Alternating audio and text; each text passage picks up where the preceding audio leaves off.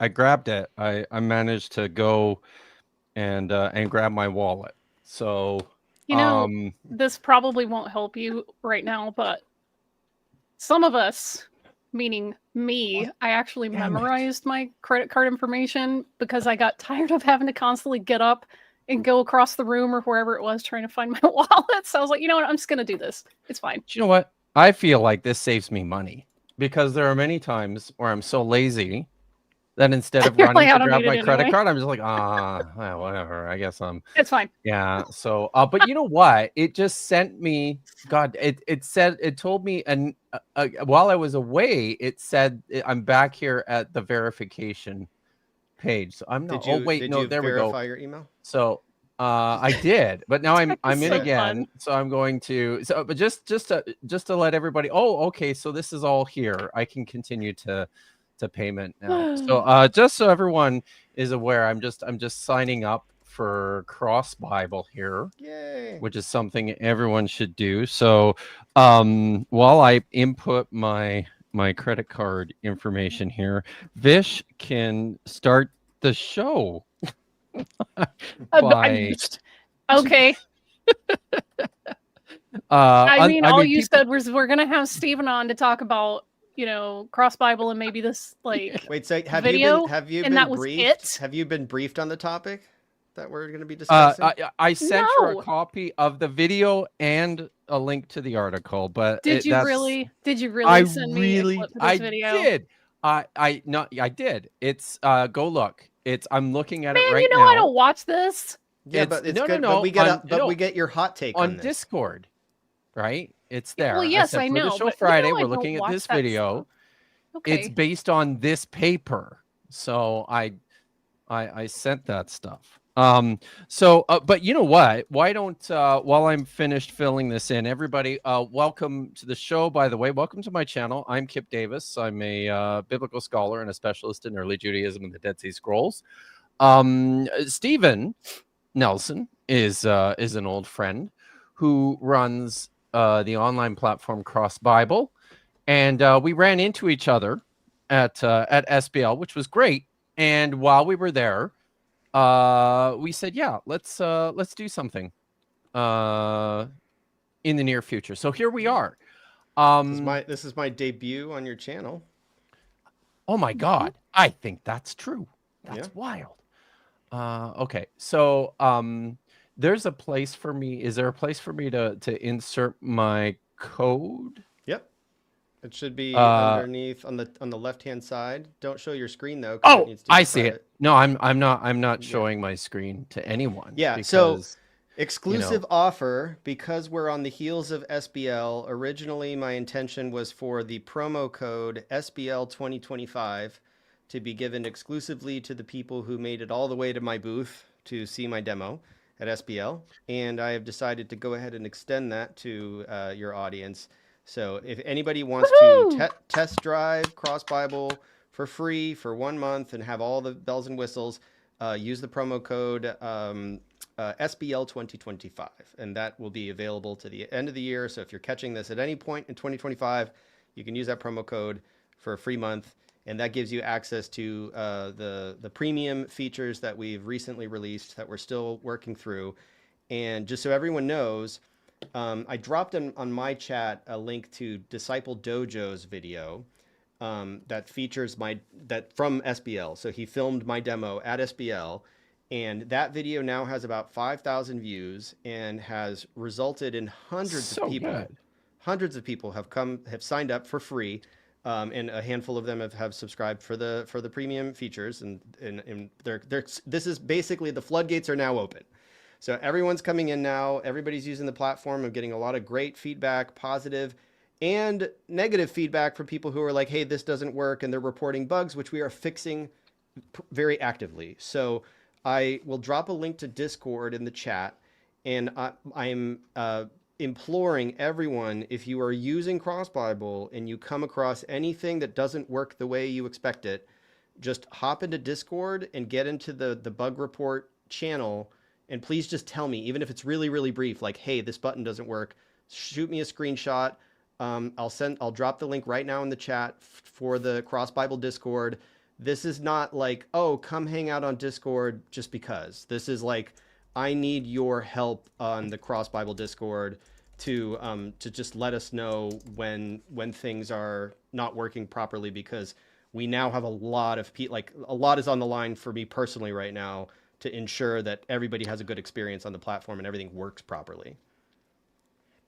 That's all. Yeah. So, no, that's Evan excellent. is asking, what if they want to report a mammal instead of a bug?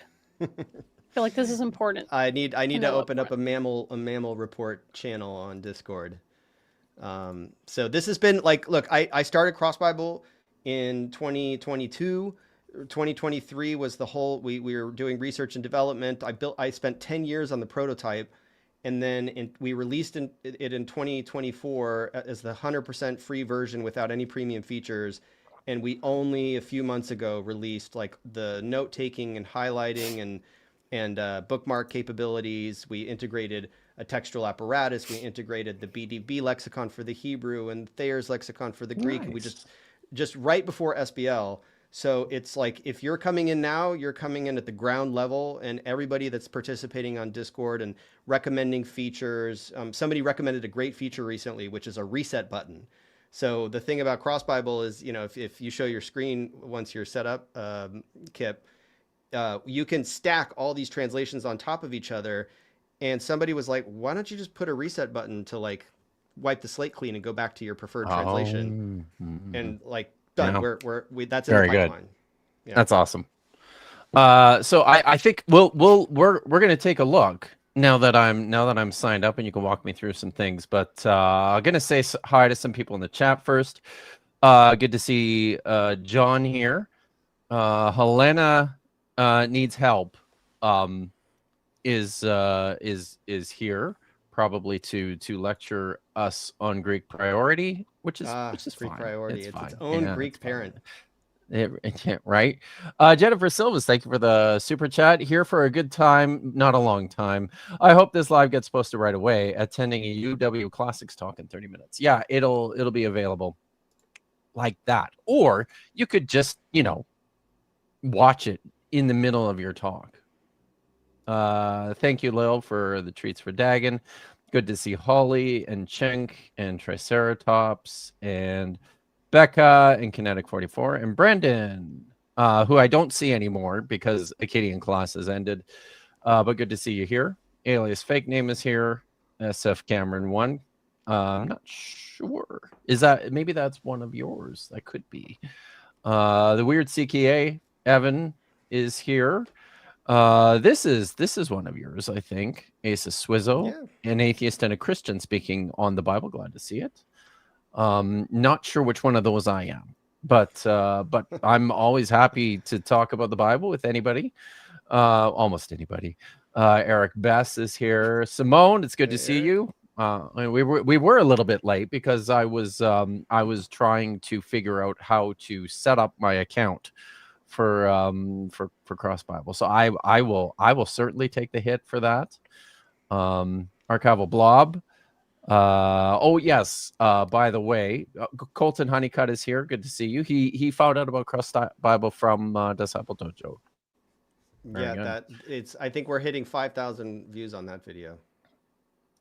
That's awesome. So this is another thing we're probably going to have to keep telling people this repeatedly over the next 2 months, is that StreamYard has a default setting for both vertical and horizontal streaming, and Kip for the time being has elected to stream in both formats, which I hate, but that's okay because I don't have to look at the vertical screen.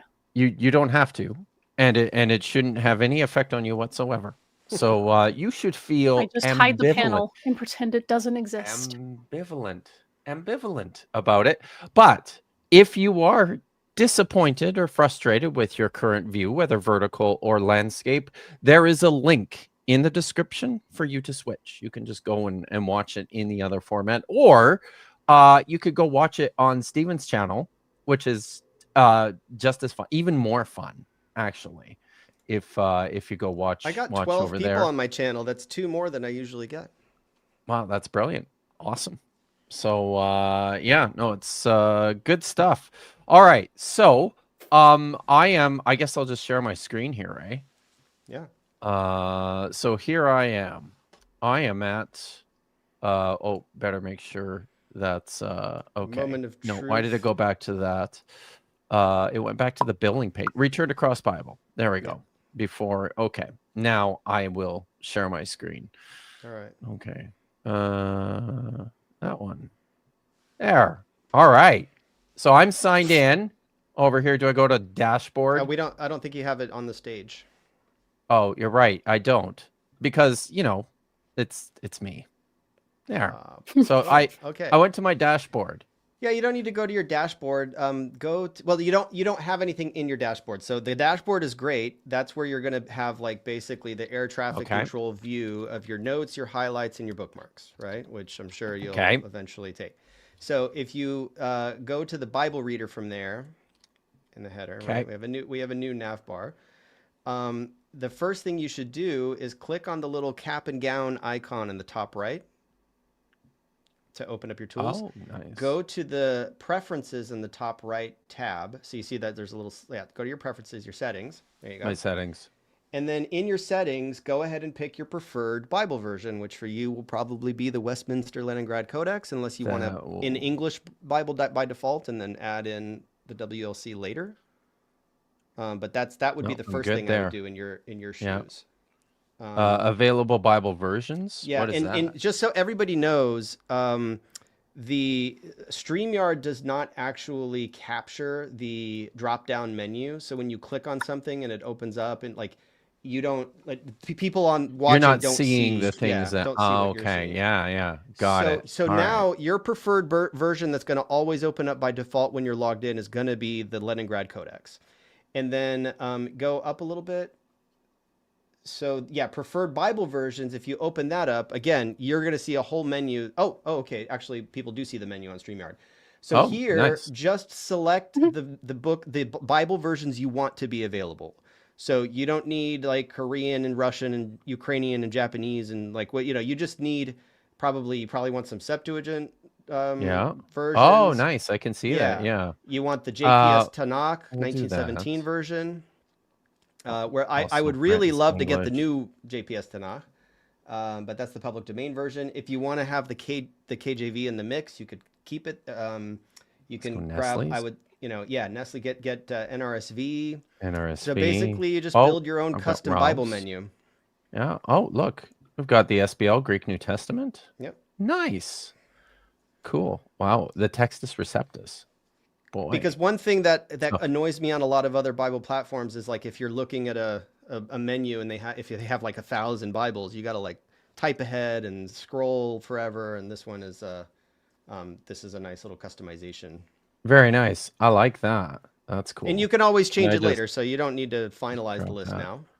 All right. For the categories, those are for your bookmarks and your highlights. There are a couple of little warning messages that pop up that we're going to get rid of. It's forcing you to set some of those values where I'm going to change that. So go down a little bit more. Go ahead and select in your Bible selector menu. Go from that. Change that from the NIV to the Leningrad Codex. Bible selector menu. Am I still scrolling down? No. In the top middle, where it says New International Version, above your Bible in the Bible reader. Why am I not seeing this? Oh, here. There. Yeah. Change that to over here. Go ahead and let's bring up the Hebrew for Genesis 1:1. So it's at the bottom. There we go. WLC. And then what you can do, go back I can increase my font size, right? Yeah, go to the side panel. Go to the side panel and then scroll down. Okay. Just scroll down. So here you can increase your font size. So hit your like that big A and until it's the size that you want. And also you can change the font to one. I don't think any of my current fonts currently support Nikud very cleanly, but they will. So eventually we will add a font there that will finally earn me, Kip Davis seal of approval. Respect. So for now, I think E.B. Garamond probably literally just do it with Unicode. I'm crying.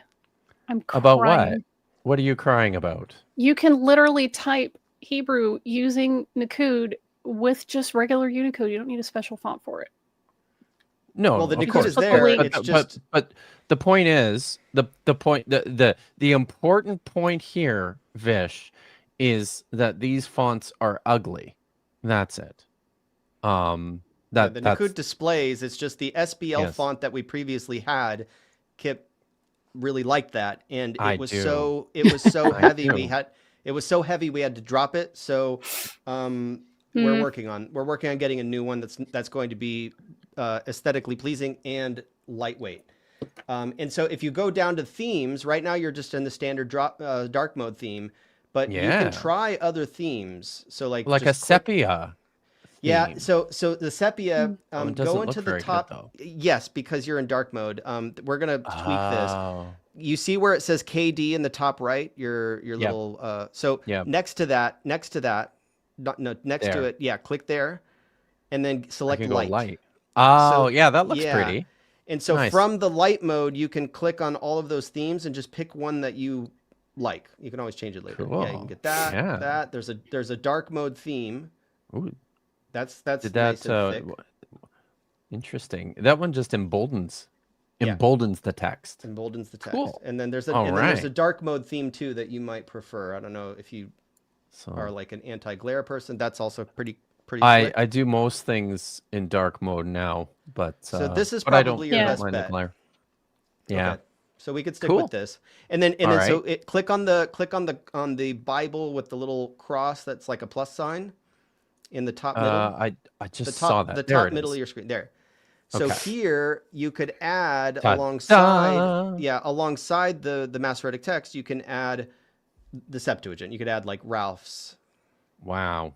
How many can I add here? I can Up to add. 4. Can I close my settings window? So scroll up in your settings window. So go and put your cursor in the middle of your settings, scroll up. Now on the top right there's an X, you can click to close that. Or Yep. you can click Perfect. there you go. All right. And then you can add a third one.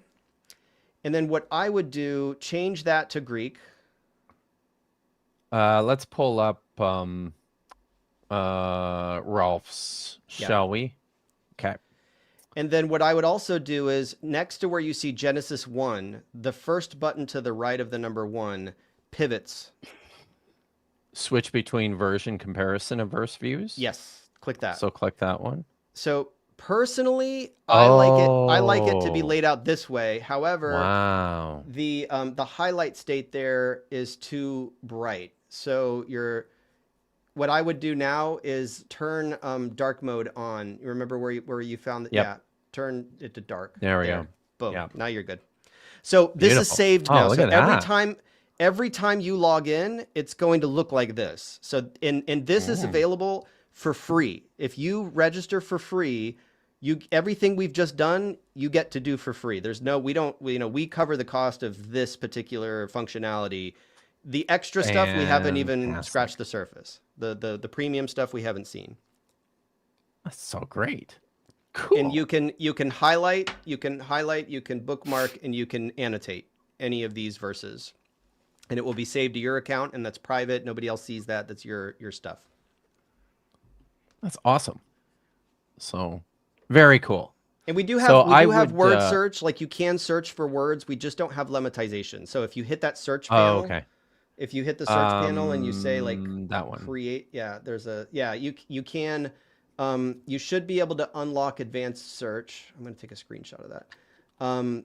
But that will give you basic search capabilities, so you can search for things like I've created. done all Hit that already. return to cross Bible. Oh, whoops. Hit the refresh button. There we go. Phew. There. Okay. All right.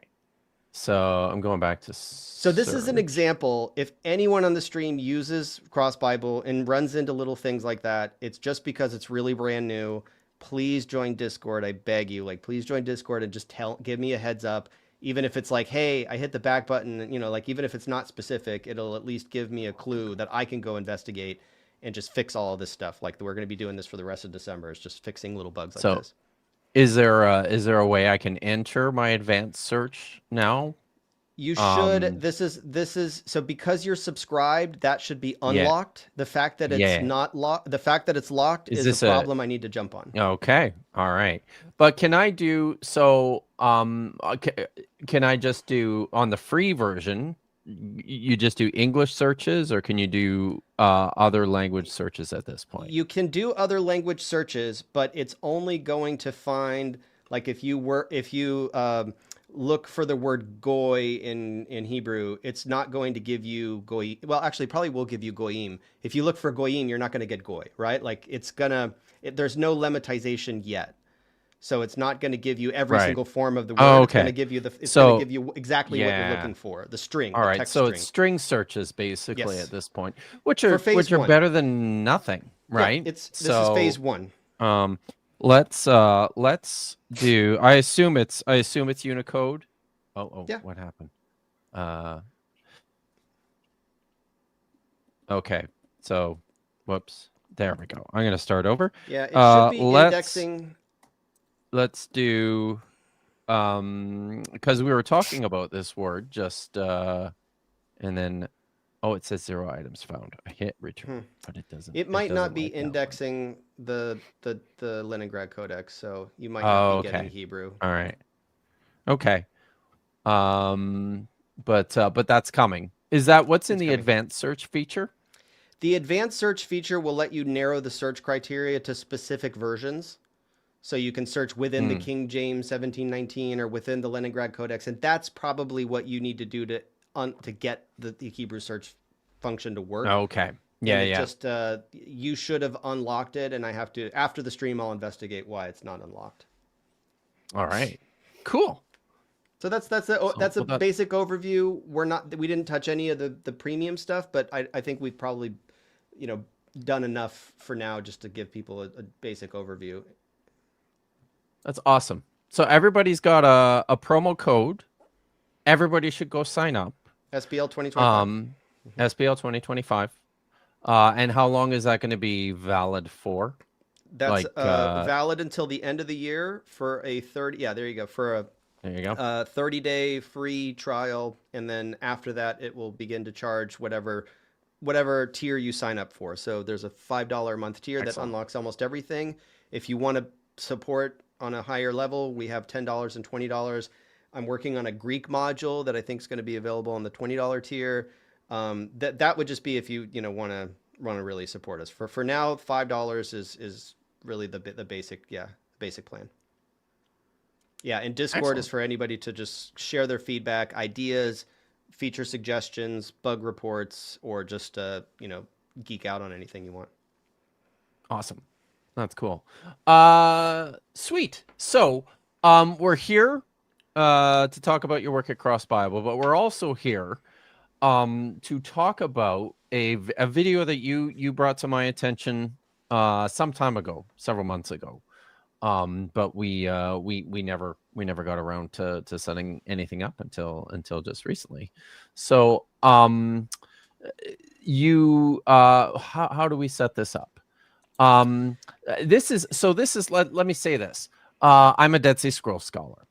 I wrote my PhD dissertation in the traditions of Jeremiah in the Second Temple period. A strong component of my dissertation was defining these boundaries between what constitutes scripture versus what constitutes this thing called rewritten Bible versus what constitutes a pesher. Basically, a lot of genre classification towards understanding what is an authoritative text in the 1st century BCE, the 2nd century BCE, the 1st century CE at the time of Jesus. This is a pressing issue for a lot of people. A lot of people get very invested in this idea of understanding what an authoritative text is, what that means, and then from that point forward, they start getting kind of funny about their preferred text types. Something that we see with some frequency. I was reminded very strongly of this, and I kept raising the question when a lot of this stuff with Wes Huff went down this time last year, when he went on the Joe Rogan podcast and talked about 1Q Isaiah A word for word. Word for word. Wow. Word for word. Wow, you got it. So the comparison was consistently being made. Wow. Between 1Q Isaiah A and the Masoretic Text, as if this is the gold standard from which 1Q Isaiah A departs. This is a consistent feature within a lot of text critical study of the Hebrew Bible. I feel like we've sort of marched away from that in large numbers in scholarship over the course of the last several decades, but there is still this movement towards prioritizing the Masoretic text. Yeah, I think it's abbreviated as the MT only paradigm. I think I know Ian Young uses that term, or just MT priority. That's like this unreasonable preference across the board for the Masoretic text, from a text critical perspective, like with respect to what did the original text say, or the Ausgangs text, or whatever you call it, the earliest we can go back in the textual transmission tradition. Text. Yeah, what reading is more quote unquote reliable? The urtext, yeah. So it's So this is this is sort of what we're talking about today. We're talking about the shape of the biblical text at the earliest stage that we have it. I also think that's important to point out. And the other thing here too, and it's something that that we'll bring up in the video as we watch it, is this question of the relationship between the Masoretic text, any manuscript, really, any text type of the Bible in this late Second Temple period, when we have manuscript evidence for this kind of stuff, and even just the concept. That's something that just it literally it causes me to twitch every time I hear it in the video. The presenter here, Andrew Case from AlephwithBeth, basically, and I have to say this too, he does a very, very nice visual presentation of Peter Gentry's article that was published in Southwestern Baptist Theological Journal, or Journal of Theology. I can never remember which one it is. But one thing that comes out fairly consistently is he makes this distinction between what's Bible and not Bible. In his evaluation of texts and manuscripts, one of the things that I did through the course of my entire PhD program, one of the things that I did in the course of both of my postdoctorates, was working pretty carefully through how do we understand the shape of the text on the basis of the manuscript evidence that we have. So I don't know. Do you want to say anything about this, or do you want to just dive into the video? I'm interested. I just want to make sure I don't over talk, because I tend to do that. Vish, is there anything you want to add before I give a little intro? I mean, about textual and manuscript traditions in general. Yeah, or just the Masoretic text only paradigm, because I think, obviously, from a Jewish perspective, the MT only paradigm is a matter of preference and faith. It's like that is the Hebrew Bible, par excellence. Yeah, right? I mean, as with anything Jewish, it depends on who you ask. Yeah. Because there are a lot of mainstream, Jewish yeshivas and schools that, they teach the documentary and supplementary and all the other hypotheses. They discuss manuscript variations. They study them academically, or they integrate, the works of scholarship. So when people are doing this, you kind of choose which manuscripts that are the most relevant to you. And like, there obviously is a preference for the Masoretic text because it's so, it's very complete. You know, there's not really this idea of, oh, we have large chunks missing, but we had to go stitch them in from other places, you know. So in that sense, it gets a lot of preferential treatment, which I can understand. But I mean, I've had conversations with, you know, my rabbi that's like, hey, what if we started using one of the Dead Sea Scrolls variations of the Psalms?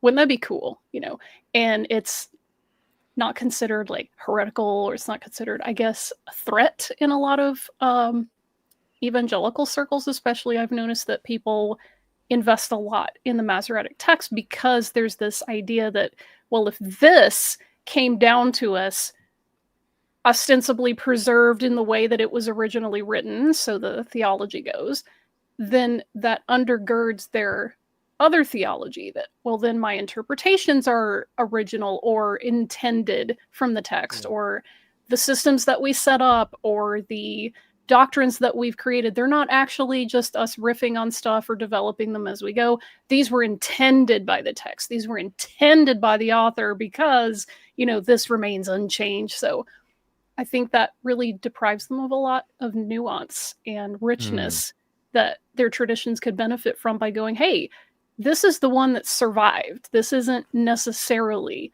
the original for whatever value you could place on original with an anthology text. What's been your experience with the stigma against the Septuagint? Any?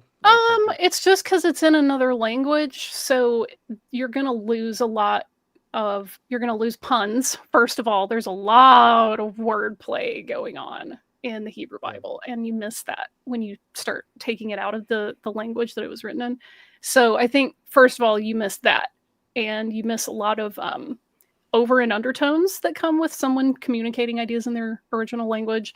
If I tell you in English, give me a booty call versus a butt dial, semantically, those really mean the same thing, but they have completely different context. They have two completely different intended like meanings. So there's some of that you're missing, but it's just that we do 90% of our stuff in Hebrew, so it doesn't really make sense for us to spend a lot of time on a Greek text. However, there's clearly earlier readings or variant readings that are preserved in Greek manuscripts, so it's like, yeah, cool, they're there. Let's use them. So what we're about to see is basically an argument against what you just said. So it's saying basically that these variant readings that are behind the Greek, okay, that like there's some nuance to it. You know, I don't want to spoil it, but you know, in my experience, I have to disclose my biases, which I think I probably shared with you guys to some extent. That, you know, I brought a few books as examples. So like these two Bibles for me. So the Jewish Study Bible, Oxford Jewish Study Bible, and Dead Sea Scrolls Bibles, right? Like really, really valuable resources for me to start to observing. Big boys. Yeah, I mean, I think the JPS Tanakh is what's in the middle of this one, and then the footnotes and marginal notes are from the Oxford, committee, and they restore a lot of readings based, even though they're commenting on a translation of the Masoretic text, they use the Septuagint in places where they believe it's more reliable, and of course the Dead Sea Scrolls, and you see variant readings here. And the only, as somebody who's not a scholar who wanted to sort of make sense of what's going on here, I relied very, very heavily on Emmanuel Tove's. Oh yeah, I think we all do. Yeah, textual criticism of the Hebrew Bible. I mean, dog-eared. Yeah, you got it marked up. It's highlighted. Like, I mean, cover to cover 3 times, like it's just reference material, text critical use of the Septuagint. I mean, I just became an Emmanuel Tove fanboy, right? Like, to the like. I mean, it just I don't know, there would be no cross Bible without that. That's brilliant. Did you get to hear him speak at SBL at all, or were you too busy at the booth? I jumped on him at SBL, so like I saw him walking through the hallway, and I had my suitcases and all my stuff getting ready to go set up, and you just dropped them. And you pounced on him. I pounced on him. and told him like told him I'm gonna be like, I told him about Cross Bible. I was like, here's a bookmark and here's a brochure and Senpai, notice me. Yeah, and he just like slowed me down, and he was just like, okay, so what is this thing you're like in the middle of the hallway? And I told him, and so I told him that I'm gonna be I want to incorporate the CCAT data from the University of Pennsylvania into Cross Bible so that the Septuagint is represented there with his work. He immediately like, let's go sit down. So he sat me down. That's so good. and I gave him my poster as a gift. He then came to my booth and like immediately sat in my chair and like was just like royalty like to me. I was just like wow. I was like at his feet. Listen, you received his blessing. I mean, that's got to be worth it just on its own. Oh yeah, the price, the price. I know you said you said very few people came to your booth, but the fact that Emmanuel Tove sat down, it wouldn't be accurate to say very few people. I feel like the people that came to my booth that really liked it, that were like their eyes lit up and they were like, this is so cool, it's so simple, it's so nice to it's like it's easy to use. I feel like there was probably a dozen people like that, and there were probably a few dozen more on the other half of the showroom that never made it, that just didn't know I was there. The setup of the book exhibit was really crappy. So. Were you were in the neighborhood with Ring Them Bells, I think, weren't you? Was that Ring Them Bells? Oh, no, he was completely on the other. Oh, were you on the other side? Okay, yeah. see, I didn't actually get to see it, but it has entered the SPL exhibit hall lore. This yeah. You didn't hear about Ring Them Bells? No. It's they are Heiser booth. That's what I started calling it. I think some people may recognize it. Okay. The Heiser booth. Yeah, we'll have to send you a giant photos of picture of Michael Heiser, emblazoned on the curtain. And well, I don't want to derail the discussion, but like Michael Heiser is like tweeting and making social media posts from beyond the grave, and it's just kind of apparently he's also overseeing. He's overseeing a ministry too. Shout out to him. Yeah. I've left a few comments to just be like, can you just designate somebody to like be the person in name, like on behalf of, just name it. Yeah. Memorial or archive, something. Yeah. Simone is filling in here. There's also different versions of the Masorah, because even in Orthodox like circles, what that Masorah is it Leningrad? Is it Aleppo? And is it Keter Yerushalayim? So even within people that prefer the Masoretic Text, you're like, well, which one? Yeah. Which one of those? So if you can put my screen on the stage for like a couple of minutes, I can explain. So this is my timeline of the Bible. The Old Testament portion is at the top, which Kip helped with in the early days. And I showed this to Emmanuel Tove and explained to him that basically, he looked at the New Testament portion, was like, that's not, not interesting to him. But it shows it's color coded for the traditional New Testament text types, right? So you can see that it's like eclectic text, Byzantine, Caesarean, Alexandrian, Western. And you can see that basically like the Christian Bible, like the New Testament, is just in a state of textual plurality. Like there's no escaping it, right? You can prefer one text type over the other. You can prefer, in the modern age, we have all of these Bibles that are put together from the critical text, and you can say that this is a reconstruction of the original, or the patriarchal text is the one true text, or the Byzantine majority, or whatever. Like you can take a position on what you think is original, but you can't ignore the fact that there are other kids on the block, right? Like there are multiple textual traditions. And what we're going to see today is an attempt to quarantine this part of the timeline represents something. This is what I showed Emmanuel Tove, and Emmanuel Tove acknowledged, this is a visual representation of my work. I told him that, like, this is me just making an illustration of your work. And he said, I'm writing a book right now. If you can send me a PDF of this, I will put it in my book and credit you for it. That's phenomenal. Nice. Amazing. So that's my lifetime achievement. Yeah, immediately, like he looked at it and he saw, okay, because this is so very, very briefly, Emmanuel Tove believes that by the 5th, 4th century BC, there were multiple streams of transmission of the text, that the Hebrew text behind the Vorlagen, behind the Septuagint translation, was a divergent stream of Hebrew that we no longer have, with the exception of a few Dead Sea Scroll examples, that it was separate from the Proto-Masoretic texts in the plural, that family of texts that eventually the predecessors of the Masoretic text, and that the Proto-Samaritan Pentateuch that was behind the Samaritan Pentateuch had a common source that the LXX and the Samaritan Pentateuch were emerged from. That, like, if you go back far enough, at some point this may have been a unified text, but that it broke.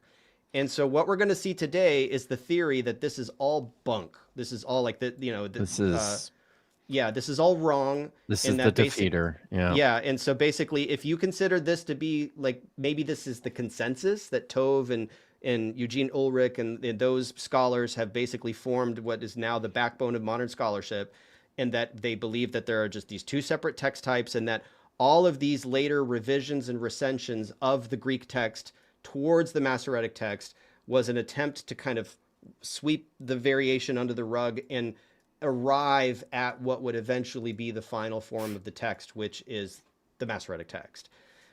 So what we're going to see today is a challenge to all of this. It means I basically can just kiss it all goodbye and, email Emmanuel Tove and say, sorry, I'm not sending you your illustration for your book because I've been convinced by Peter Gentry that all of your work is worthless.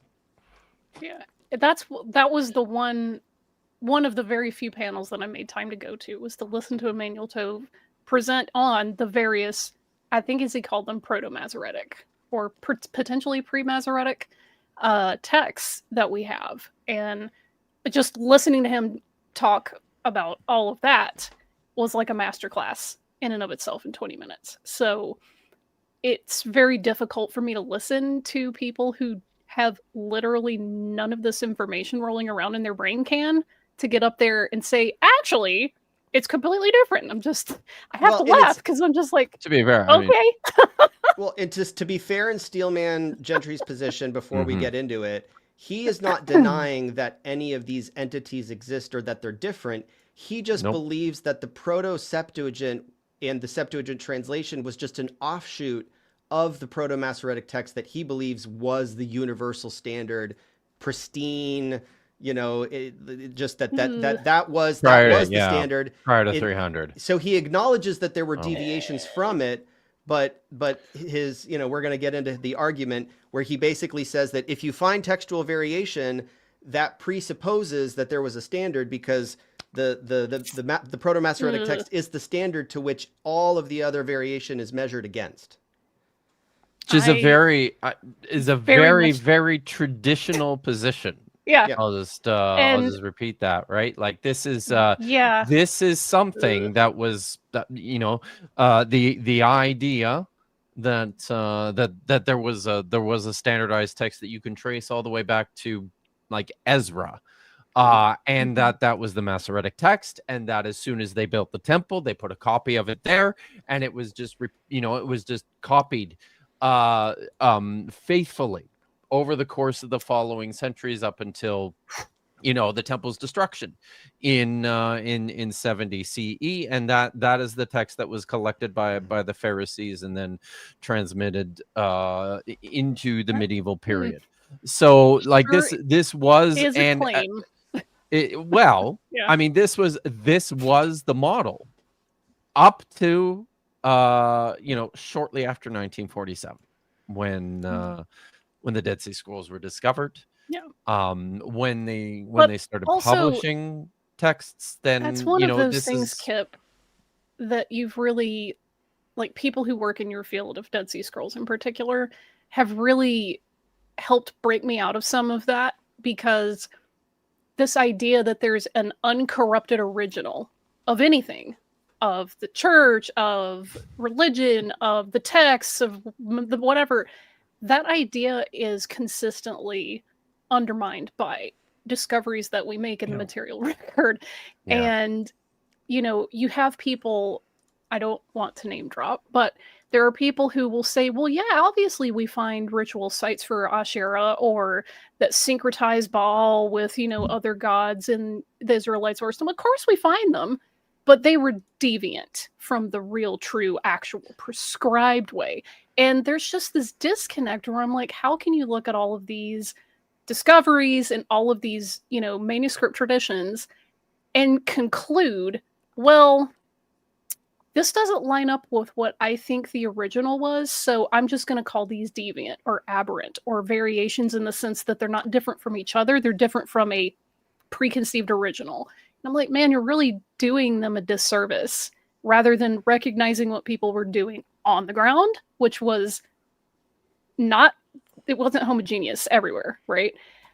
These people had multiple ritual sites. They worship multiple gods. Like, they syncretize them. This is a thing that we track, and just letting that be what it is. You don't have to emulate everything they did. You can say, hey, I'm going to do things different. That's fine. People do that all the time. But when it comes to text and stuff, I'm like, why can't you just let it be different? Why can't you go, hey, this is cool. This is what, people were reading, and this is what they were transmitting, and this is how they understood the information that they received, whether it was by oral tradition or by various other physical media that they were receiving. Like, why can't you let that be cool for what it is? It's frustrating. Well, the other aspect of this is obviously the question of like, what were the early Christians, if the early Christians were using the Septuagint primarily, the evangelists were using it and quoting it, and Paul mostly uses it. And, and it's like, where they, if you throw out the baby with the bathwater, then you fall into a whole bunch of like, okay, well then I guess the early Christians had the wrong Bible. Like, if you say that it's wrong, that's not what we're going to see in the video, but it is sort of like an implication. And another thing to get into, first of all, I want to state from the get-go that like what Andrew Case presents in this video series, and if you go to my channel, I have the link, and you should definitely watch the whole series is great. It's like, I think 5 parts. This is part 4. I have watched a lot of Andrew Case's like content, and AlephwithBeth, his channel for Hebrew, is great. And he does a great job. Like, his Selling Jesus channel is great. Like, I really, really admire the guy. And I know for a fact, having listened to a lot of other, even the other videos in the series, he's not presenting in this video necessarily his personal opinion. He's presenting a video distillation of Peter Gentry's position. So I have heard him on multiple occasions acknowledge the fact that there is a Septuagint text type that is different from the Proto-Masoretic text. Like, he's just simply trying, because Peter Gentry was his professor, he's just making a video of that position. And the last thing I'll say is that one of the concerns that he voices on behalf of Peter Gentry is this idea that if there is textual plurality, if there are textual variants that form a cohesive alternative text of the Bible that was used by sects that were not anti-Pharisaic, or not the Pharisees, that somehow that has bearing on the canon, right? So like if the canon is a collection of books, and then there's a collection of books over here that we Christians believe to be insufficient or whatever, we Protestants don't accept into the canon, that somehow that's interrelated. Like, textual fluidity with respect to text types is tied in with canon, and we're going to see that in the video. Yeah. And I do not. Yeah, that was can't something for the life that of me figure out what the connection is. I forgot to mention that because, especially with evangelicals, but I would say more broadly Protestants, is this idea that the canon, with a capital C, these are the texts that God definitely preserved in whatever form we have them, because those are the core message, man. That's the meat right there. And you'll see, Christians who were fine with the Deuterocanon, which most Protestants were until about 100 and some odd years ago, going, hey, yeah, those are also important, just not the meat. That's not the absolute core, but they're important. We need to read them, and there's stuff we can get out of it. And the idea that like the canon with a big C is something that God intended, and we need to discover it or recognize it, depending on which camp you're in, that also plays in. Because if there are books that were in that language, not canon, then it doesn't really matter if there's a lot of variation in the text there. But if there are texts that you find that are variants from canon with a big C, that starts causing problems, because then you're like, wait, but I thought God preserved the right version, and these don't look like the right version, but what's going on there? And it starts to mess with what your idea of these rigid categories are. So that, I think that discomfort with those sorts of differences and nuances, it starts to press up against people's like theological comfort zone. And that probably plays in to a lot of this, what we're going to watch. That's just my pre-watch. Well, yeah, hypothesis. I could go on and on, but I think that is my pre-watch spiel. If you want to take down the timeline and or just keep it on the side if you want to pull it back up later to make sense of something that gets addressed. I do love that chart though. Thank you. I would buy a full poster of that chart because. Well, I have now been tasked by Professor Tove himself to create an Old Testament exclusive version of that will fit on a page in his book. So I don't know. I need to maybe consult Dr. Davis on that one. Yeah. When the time comes. Yeah, this is much more succinctly said. If you believe the Bible is inerrant, then you have to know which text is the Bible. So yeah. Well, and I think that the creeds usually get around this by saying it was inspired in the original, and that the translations can got corrupted. So and that just brings us back to the ever present problem of autographs. We might have some in our possession. We would never know it. Most recently, a manuscript of the Book of Daniel has been, pretty convincingly dated to, very, very close in time to when the book was composed. The authors of the study very responsibly just sort of threw out the suggestion that, for all intents and purposes, this is pretty much just as close as one can get to in situ writing of a text. How do we know? There is just no way to determine what that even looks like. If you're pitting your hopes on an autograph copy of any sort of manuscript from biblical manuscript from antiquity, certainly. But we should probably bring the video up and start watching. I think we can watch this one at least 1.5.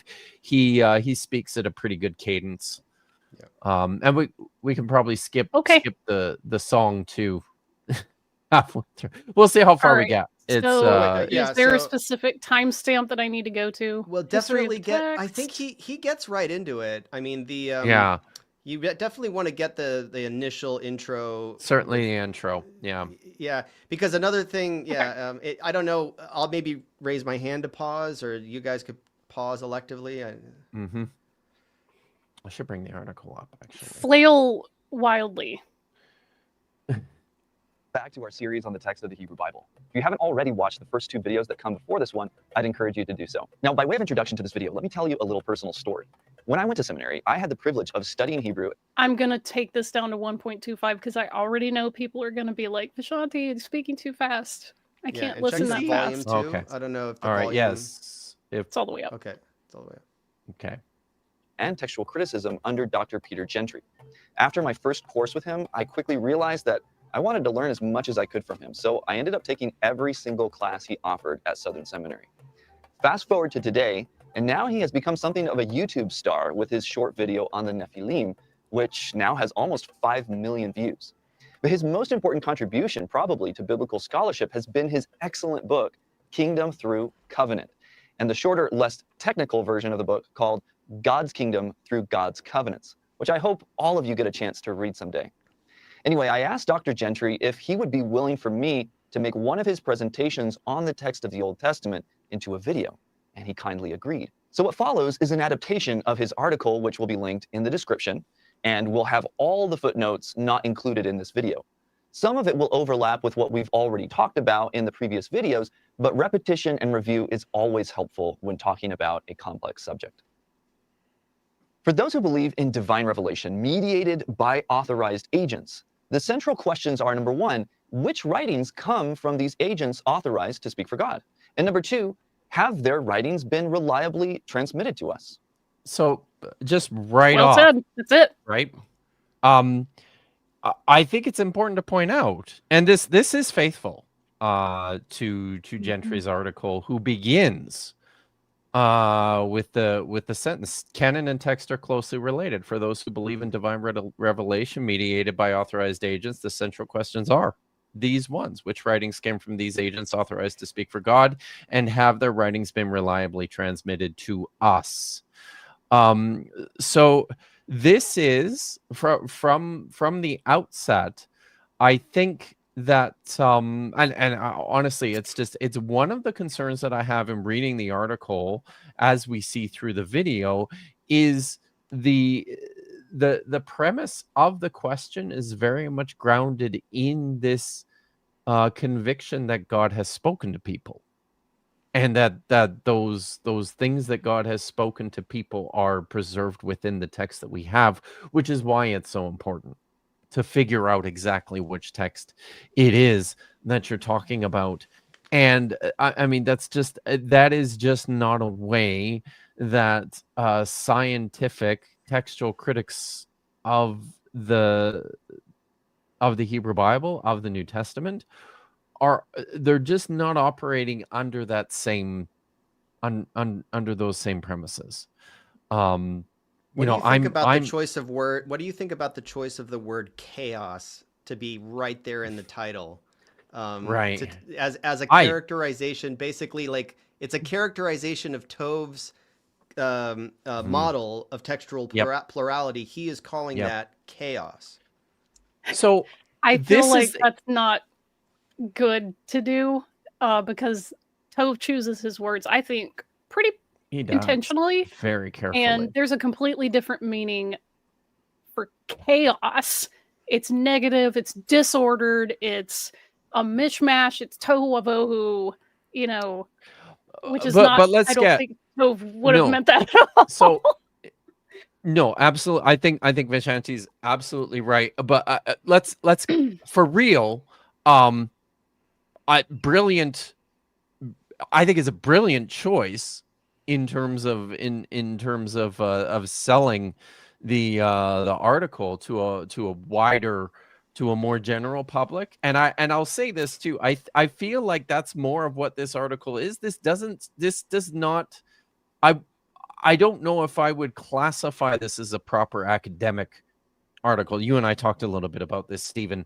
There are parts of the article that just don't read like a regular peer-reviewed article, and part of the reason for that is that it is published in the Southern Baptist Journal of Theology, which feels like it. I was just about to ask, where did he publish it? And of course, that's why. Yeah. So, but here's the other thing, and this is something that kind of bugs me as you approach this question, is you are in addition to just kind of mapping on some more modern presuppositions about what the text looked like in antiquity at his pre-manuscript stage, or into the earliest stage of the manuscripts we have, I feel like there's also a sense of what modern people understand as important in terms of textual fidelity, that are also being pushed back into a period that we really know much less about in terms of responding to this question. So we might look at the situation. Gentry looks at the situation and sees chaos. I am not convinced that any Second Temple Jew is looking at the situation and seeing the same thing.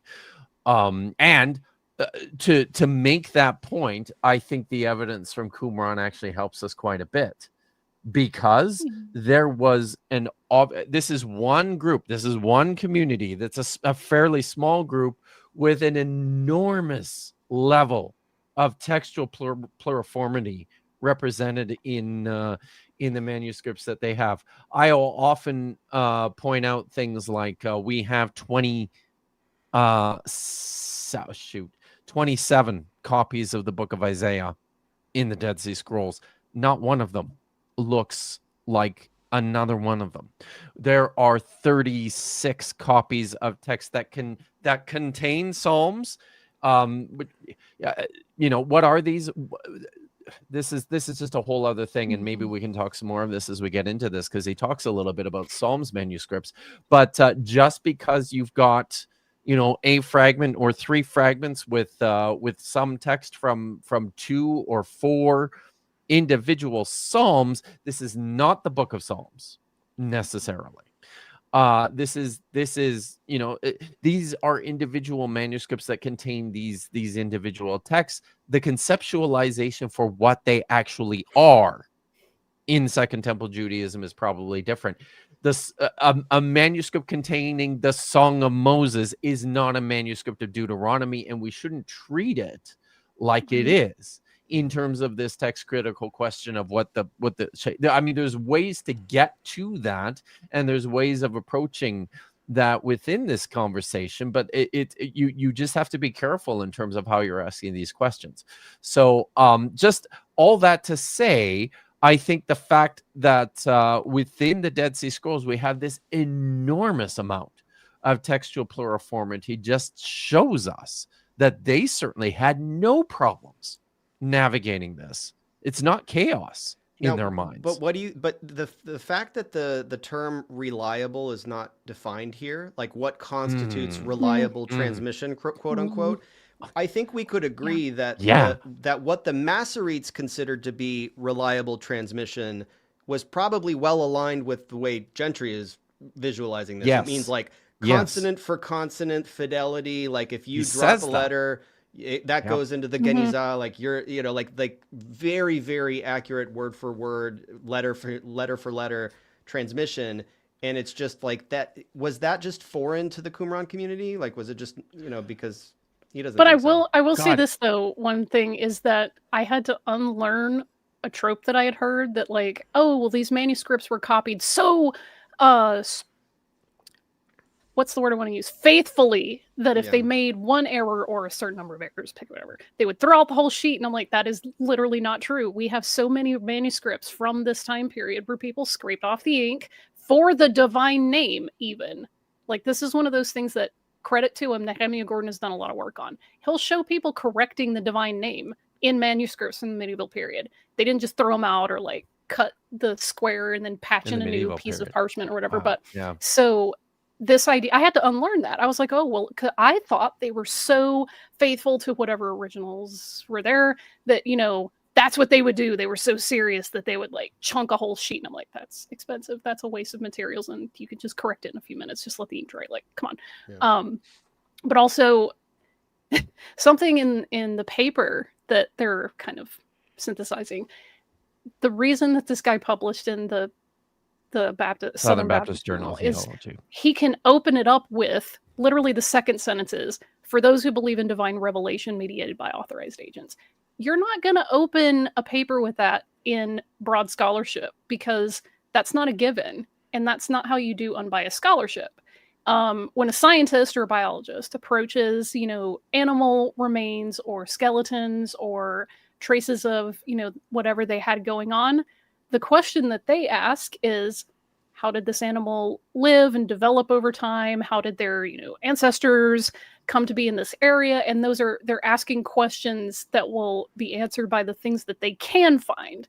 They don't ask, how did God create this animal to be able to develop to this specific environment? Like, that's not the framing that they start with, because you can't answer that with anything that you could find in any of our ways of understanding the world. So it bothers me that the scholar who has done very good work in other places, like Simone was talking about his work on the Talmud, which is very good, but that's a text he doesn't have a horse in the race for. So of course he can be unbiased and just go straight in and do really hardcore work on it.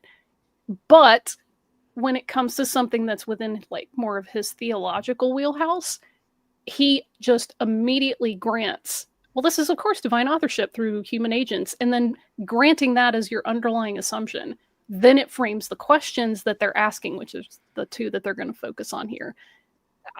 That is sus. but even if you grant that, even if you have the religious conviction, like I do, like the religious conviction that everything is divinely ordained, well, then that means if we exist in a reality where there's textual plurality and pluriformity, then that's also divinely sanctioned, right? That just means that must be part of the plan. So yeah, they're definitely leading here in a way that I'm grinning because there's this idea in Judaism that's argument for the sake of heaven, and that all of the arguments and the positions that people completely disagree with each other on are equally like valid in terms of like the heavenly court perspective. So that's not something you usually find in Christian circles, that the position and the counter position are, yep, those are both like seal of approval. These are both divinely like ordained discussions that you're having. Yeah, I mean, if God governs reality, then whatever reality we live in is just like whatever was divinely ordained, right? Like you're just stuck with the world that we're in. So back to your question about the consonantal text, and if this is something that's accurately represented in what we see in the Qumran. I want to hold off on that until he starts talking about orthography, because I think that's an important component of this discussion. So I think yeah, maybe let's continue. All right. The rise to speak for God. And number 2, have their writings been reliably transmitted to us? Although this presentation is focused on the latter question, the former is logically prior. How one answers the first question will determine evaluation of evidence relating to the second. What defines a canonical text, according to Nahum Sarna, is a fixed arrangement of content and the tendency to produce a standardized text. Since the very first biblical text constituted a covenant, this automatically implies a fixed arrangement of content and a standard text. I'm referring to the covenant at Sinai, a marriage between Yahweh and Israel. A marriage contract doesn't have a long oral prehistory. Its content is fixed from the start. The current view today... I'm not going to spend time on it, but I will push back on that later.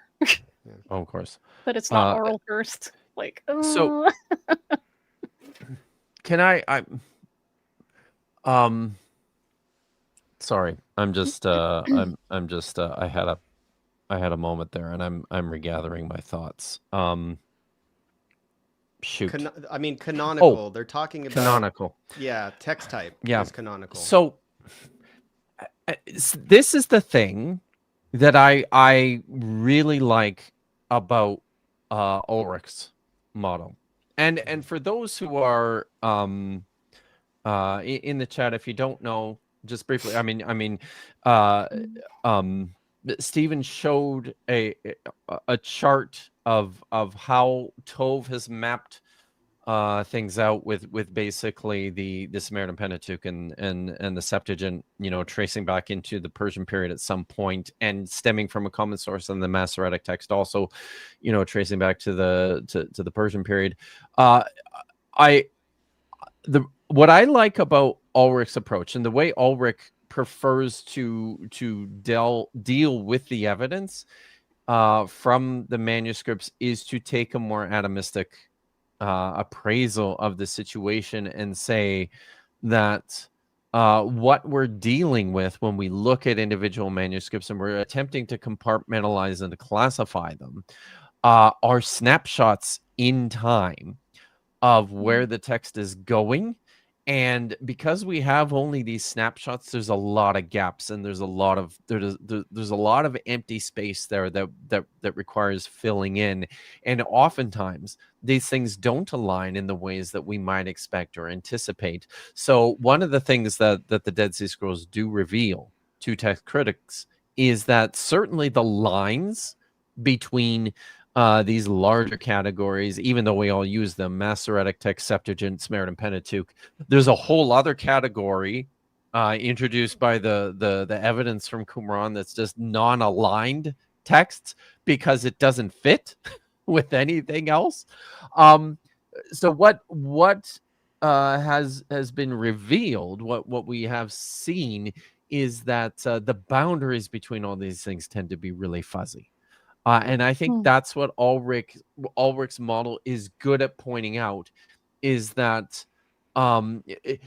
you're looking at, and maybe you're looking at these snapshots in time, and you're also looking at individual copies of individual biblical books. Very importantly, at this point in time, we have manuscripts of Isaiah and Ezekiel and, Samuel and Psalms and Deuteronomy and maybe the Torah, which I think is another interesting part of this question, is like the evidence that we have for physical copies of the Torah at this period are all, even that is very much open to discussion and to debate. So what do we have, and why are we calling it a Bible or a canon at this point in time? It's not, in my opinion, it's not faithful to what we have in terms of the manuscripts available to us. We have individual copies of individual texts. We have a sense, we have some ideas about ways in which people grouped these texts together, but there doesn't seem to be much consistency there beyond the fact that, there's this sense of books written by Moses, and there's early evidence, there's evidence at this point that some of these things are starting to be put together, but we really have very, very little evidence for individual copies, like individual compositions appearing together on a scroll. Very interestingly, I think it's interesting. Maybe the earliest evidence we have for actual manuscripts that contain something that looks like a Torah happen to be not Masoretic, not Samaritan Pentateuch, not Septuagint. It's the reworked Pentateuch, right? Yeah. So this is an important part of this question, and I feel like this is an important part of this question that Gentry's article, that this video just kind of glosses over. Well, I would say I like to try to steelman this. I think they're using the term canonical in a different sense when they talk about a canonical text, because again, they're referring to a text type. So the Greek word kanon means like a rod, right? It's a measuring rod. It's like a standard. And kanonikos is an adjective that just means normal, right? It just means regular. It means like judged by, it's the norm. It's the normative thing.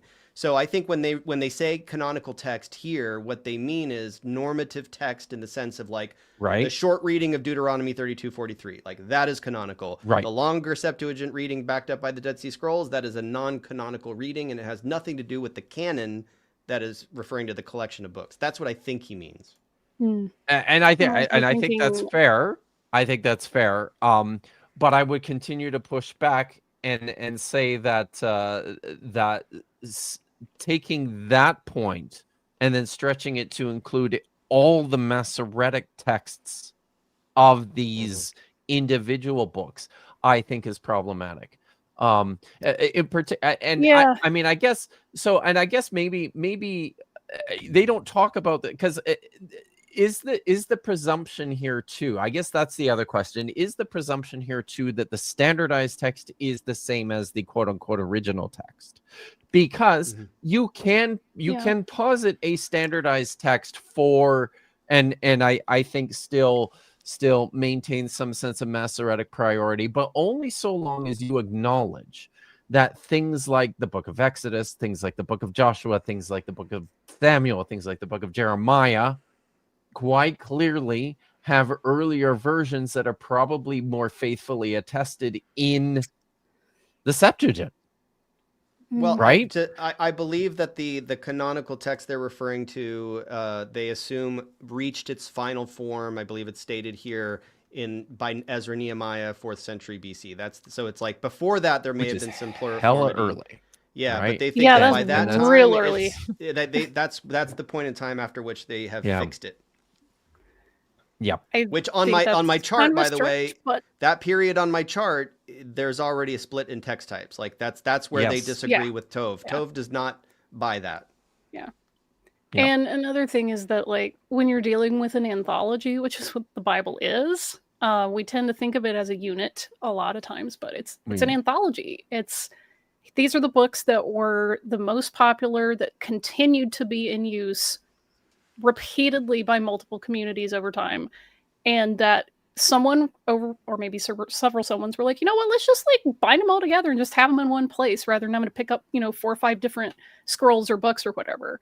And then that becomes this collection is it. This is now the standard in the accepted like thing from which other things will deviate. And that's also missing a lot of historical nuance, because again, these were not written at the same time, in the same century, at the same cultural and political, surely, context. So they're going to have wildly different aims and, theologies and stuff. And you see that if you kind of keep that in the back of your mind.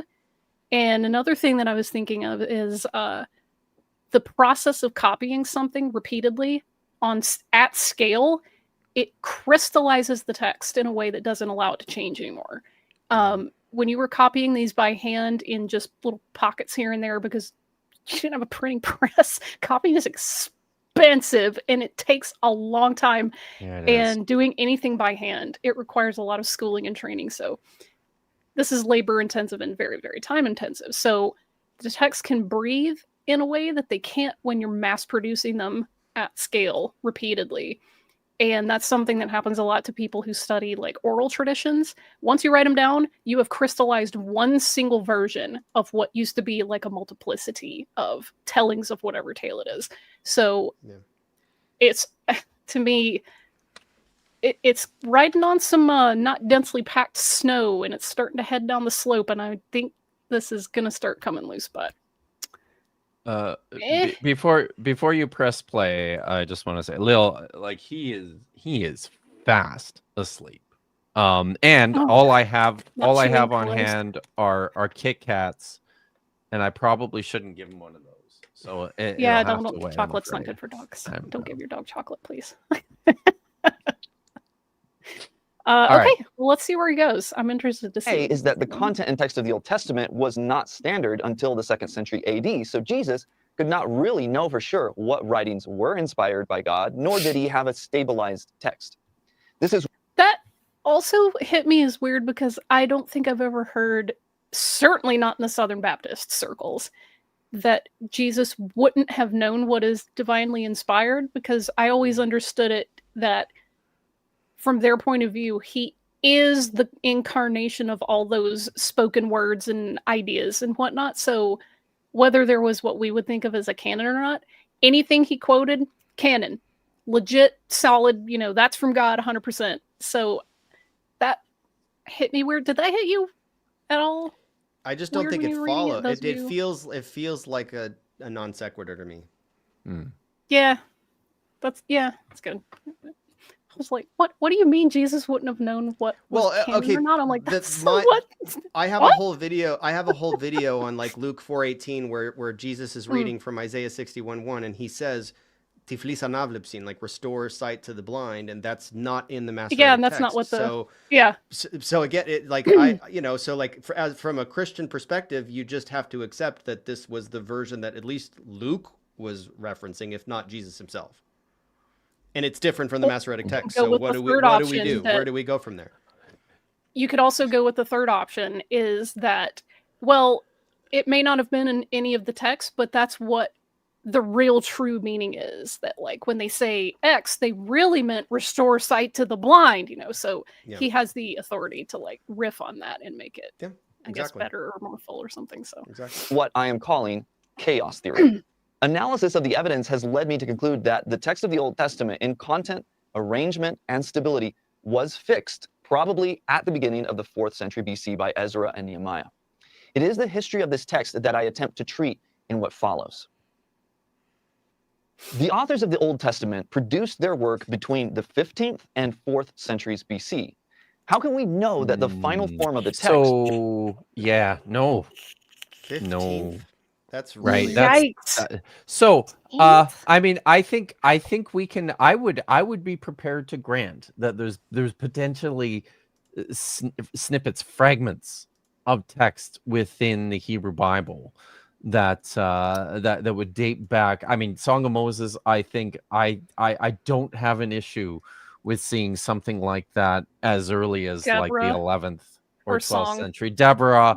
Wild. 10th, 11th century, Song of Moses, 7th century. We have, and at that point now we actually have some physical amulets for the blessing of Aaron. Yeah, I was gonna say the Katiphonum in the Katiphonum amulets. amulets. But honestly, like it is such by the time of the 6th, 5th century, you're dealing with a text that has been composed of so much material over a fairly I would say a shorter period of time.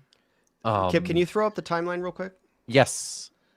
So this is another tab in the timeline. This is like the secret menu at In-N-Out Oh, Burger. yeah, look at that. So like the Bible timeline is yeah. here, but I have a Hebrew timeline that's down in this little tab here.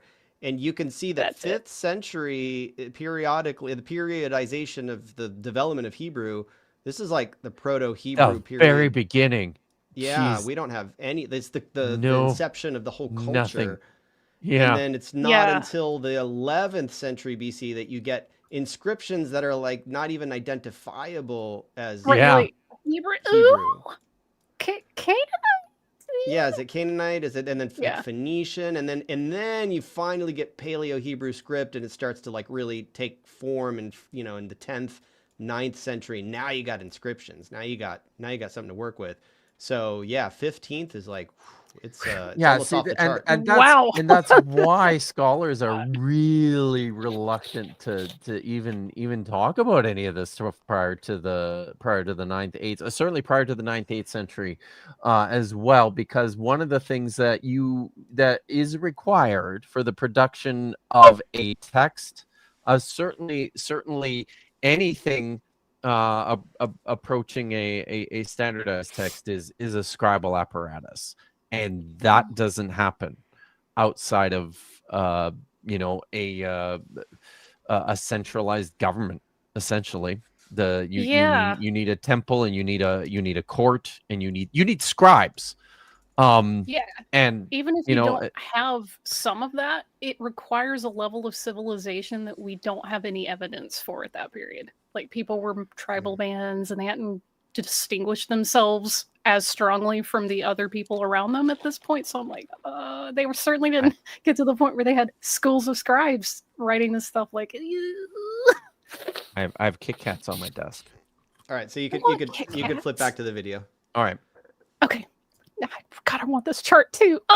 Because that comes up a lot with other people that I that's like, available. That unlocks at the $5 a month tier on Cross Bible. See, there you go. That's what I'm setting you up to promote your software, guy. Regarded as canonical by the 2nd century BC, has been transmitted to us in a reliable and trustworthy manner. The answer to this question can be provided, number one, by describing the sources that have survived, whether they are copies of originals in Hebrew or Aramaic, or whether they are ancient translations or versions. And number two, by understanding the history of the transmission of the text. The word understanding here is all important because the data are not self-interpreting. Yeah, obviously. I mean, but the data become a lot more apparent when you have a lot of it and you have stuff from the region and the time period. Then it's not like, oh my gosh, this is coming out of nowhere. What's happening? I don't know what's going on. Well, what follows is very, like, in my opinion, very objectively, like, factual stuff. Like, he does a very nice overview here, I think. I would agree for the most part. Simone's like self-interpreting data equals a priori knowledge, I guess. Yeah, I was like ripping on that. Odd terms, 3 stages can be discerned in the history of writing the biblical text in Hebrew. First, only consonants were used to represent the language in the earliest stage of writing. This is a reliable way of writing since context determines readings that are uncertain. Israeli newspapers still use only consonants. Correct pronunciation of the biblical text, moreover, was passed down orally from priest. I really don't like that he compared that to modern Hebrew, like Israeli newspapers. But so this is maybe just finish. I'll say something about this, but maybe just finish his points on the 3 stages. To scribe. Second, beginning sometime in the 9th century BC, the letters He, Vav, and Yod, and later also sometimes Aleph, were given a double function to represent long vowels as well as consonants. This system, however, was not consistent or systematic, and moreover did not represent all the vowels. Thirdly, during the period 600 to 1000 AD, Jewish scholars called Masoretes developed a system of dots and squiggles to go over and under the letters. The dots represented all the vowels and also the accents. Early Hebrew writing employed a script similar to that used by the ancient Phoenicians. Later, under the influence of the Chaldean kings of Babylon, scribes switched to using the Aramaic script. Here's an example of Genesis 1:1 in archaic Hebrew script. And here's what it looks like in Aramaic square script. This has no real super direct relevance, but I'm going to just stand 10 toes down on this. Switching to the Aramaic writing system was a mistake, in my opinion. Really? Because once you get to some of the Dead Sea Scrolls and some of the textual manuscripts that we have, the difference between a Yod and a Vav, or a Hey and a Het, or Rosh and Dalet are just nearly indistinguishable, and it has caused so many problems. Well, I mean, you do have some in terms of some of the old Hebrew scripts that we have. You do have some room for confusion with a view, not the same letters, but some different ones. So also, this is me I'm being very tongue-in-cheek because I'm thinking very specifically of Psalm 22, where there's, for some ridiculous reason, there's continually debate over, is this a Vav? Is it a Yod? Does it matter? Like, yes, it matters. Well, because we know why. But yeah, they are especially for letters that repeat so frequently. It certainly is inconvenient. Yeah. So yeah. Go back to wingdings. Finally, here's what it looks like with Masoretic vowels and accents. Well, also, those are cancellation marks as well. That's not just the vowels. That's how you would think. He said accents. So. So that's the it's a layman's I think for a layman's presentation, so it may, and this is gigantic. So this is the thing here too, right? Now this is pulled straight out of the article. And even the chart here of Genesis 1:1 is pulled straight from the article.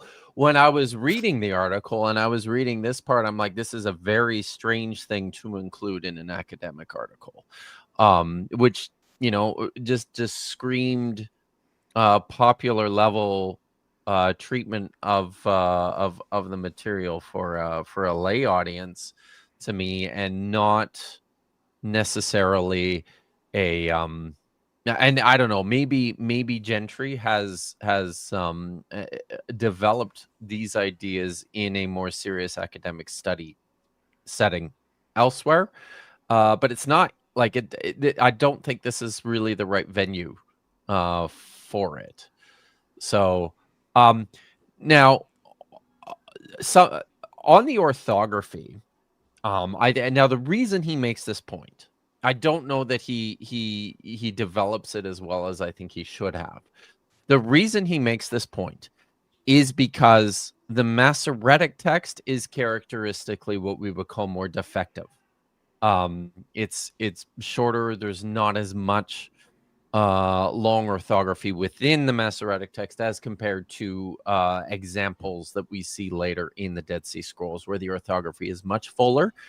And there is like Christopher Rolston has tracked this development of an increasing usage of vowel letters Vav, Yod, and sometimes Aleph in text over the course of time, starting in the 9th century and becoming more and more prevalent as you move forward.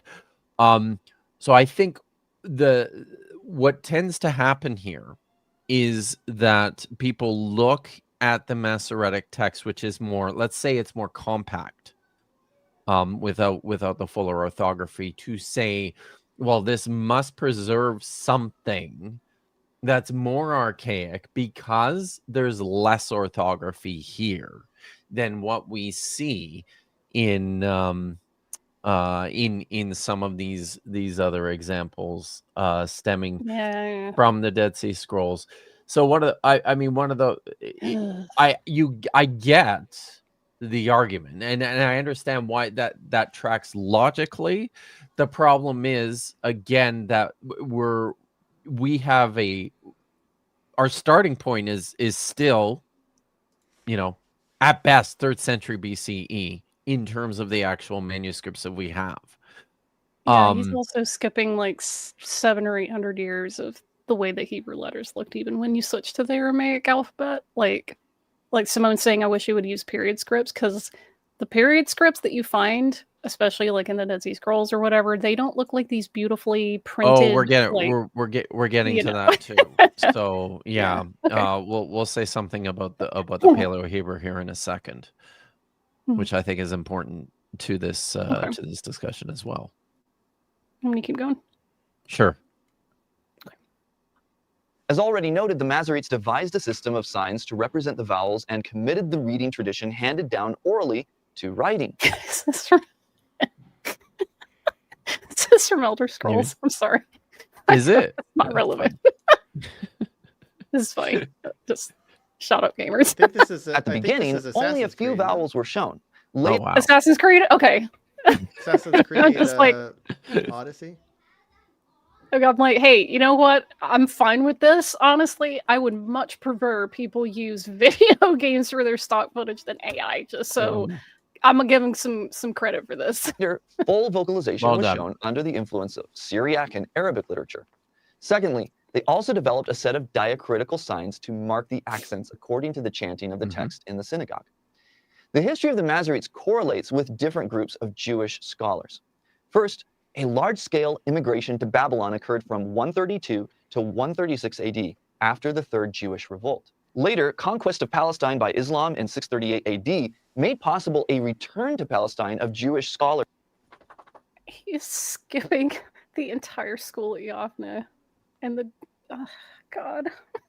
I'm okay. I just, as a Team Yerushalmi, like, Talmud studier, there were people still living there, and there was a school that was still there. It didn't last as long, I grant you that, but just wish it would get its flowers, Sometimes I wonder if most of these guys even know that there's 2 Talmuds, but that's neither here nor there.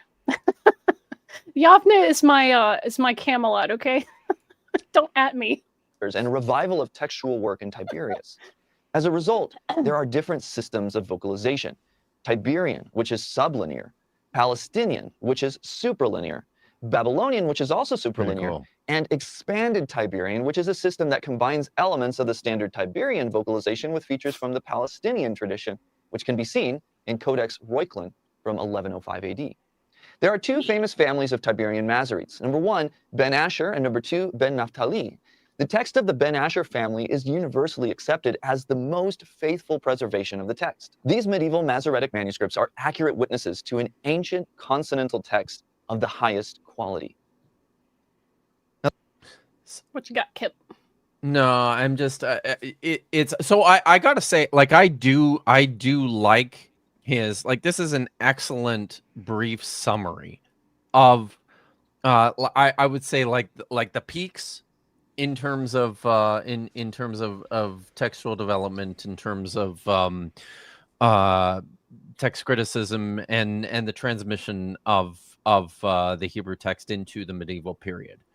I mean, I kind of like it. He's not going to hit everything, but I think it does a decent job of that. But again, I also it's very much, and yeah, this is very clearly geared towards educating people on what you're looking at with Hebrew manuscripts, which are mostly medieval. It's importantly though, things like the development of the vowel pointing systems are, I won't say they're not relevant, but they're considerably less relevant to the question of textual priority if we're serious about tracking textual development back into the earlier parts of the Second Temple period. So that's it. That's all. Okay. The following chart lists important early manuscripts, and you can pause the video to read through it. So, yep, there they are. Everything from the 10th to the 13th, 14th, 15th century CE. Now, importantly, something else I think should be said here is when again you raised this question in the first place. That is a good question. Why is Aleppo in scare quotes? I don't know, but interesting. Sorry, I got distracted by that. What was I saying? Shoot. Yes, you It's raised missing... the question, Stephen, okay, of I got it. Of what are we talking about? Faithful, reliable, in terms of evaluating this activity. There is this presumption already, and it's a natural one because this is the presumption of the rabbis working in, like the 4th, 5th, 6th century and beyond. Their expectation was that the Masoretic text that they had was the gold standard text from which to work. But we have, importantly, one of the things you'll notice in his discussion of manuscripts is there's still, as much as we've been able to fill in little bits from before the 10th century CE, there's still really big gaps in this in tracking how these things develop prior to the 3rd century, certainly 4th century CE. So there's just so much about what we don't know happened to the text. The text that happened to be preserved by the Pharisees, who were the only ones who emerged. Who were the primary group that emerged out of the crises of the 1st and the 2nd century CE, which has an enormous effect standing on the. This has an enormous effect on how the text moves forward in time and the attitudes towards the text that proceed from that too, right? Yep. So. Okay. As many as 3,000 manuscripts are known from the Middle Ages. All of them attest the same textual tradition, with only minor variation. These manuscripts have not been consulted systematically. What does he mean by minor variation? But I mean, at this period in time, I'll accept it, right?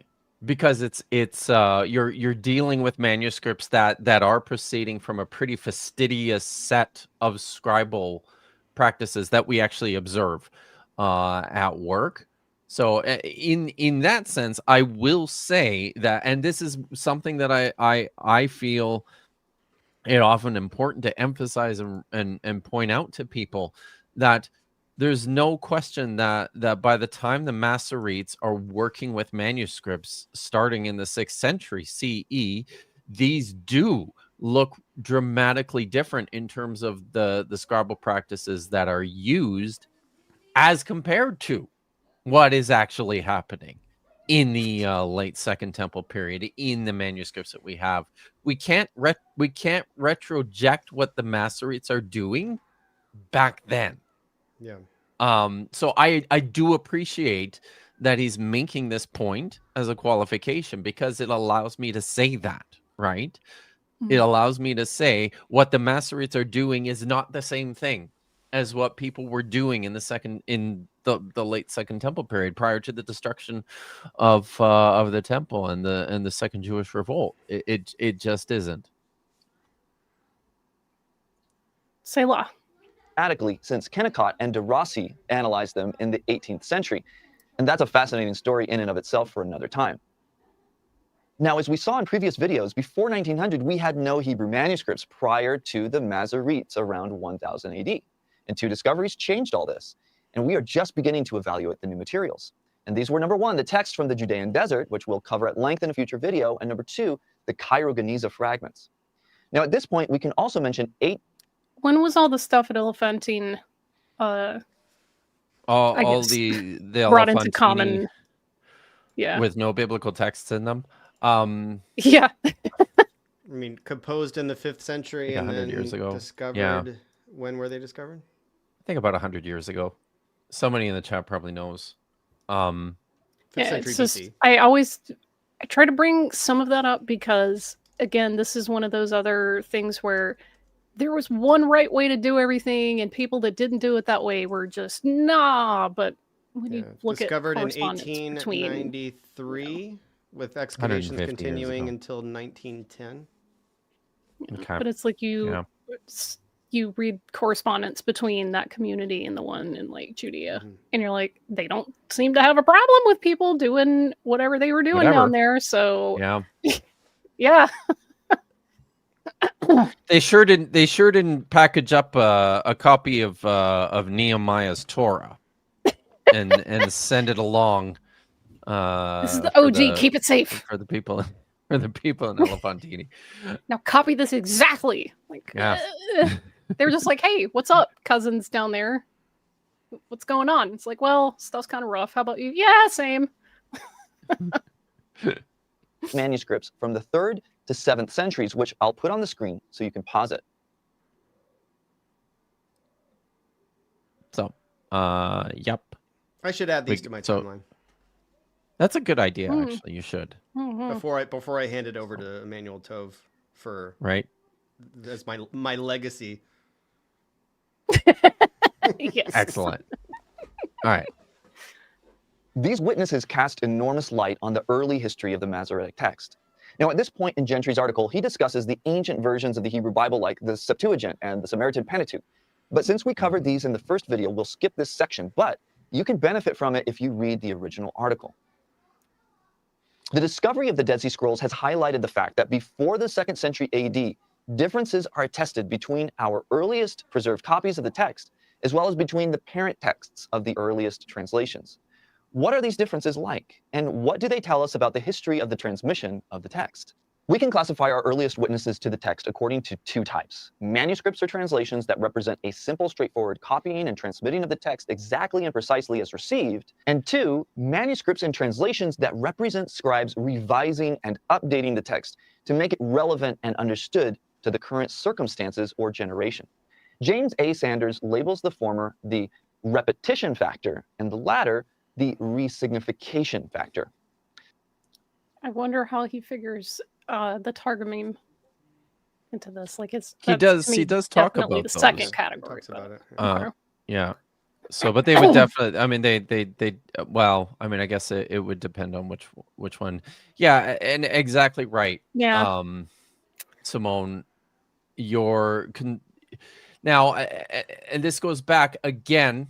And the reason why he brought the orthography up, right, is because the Masoretic text looks conservative on the basis of the fact that there's just fewer letters in there than what you see in some of the other manuscript traditions.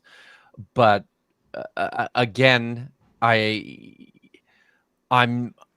not sure that this is the right way to go about it. I mean, it clearly it is pretty circular to say the consonantal text was such that it was already set, and you couldn't make the kinds of changes to the consonantal text that you wanted to, and everything else that doesn't conform to that, we now classify or consider as facilitating.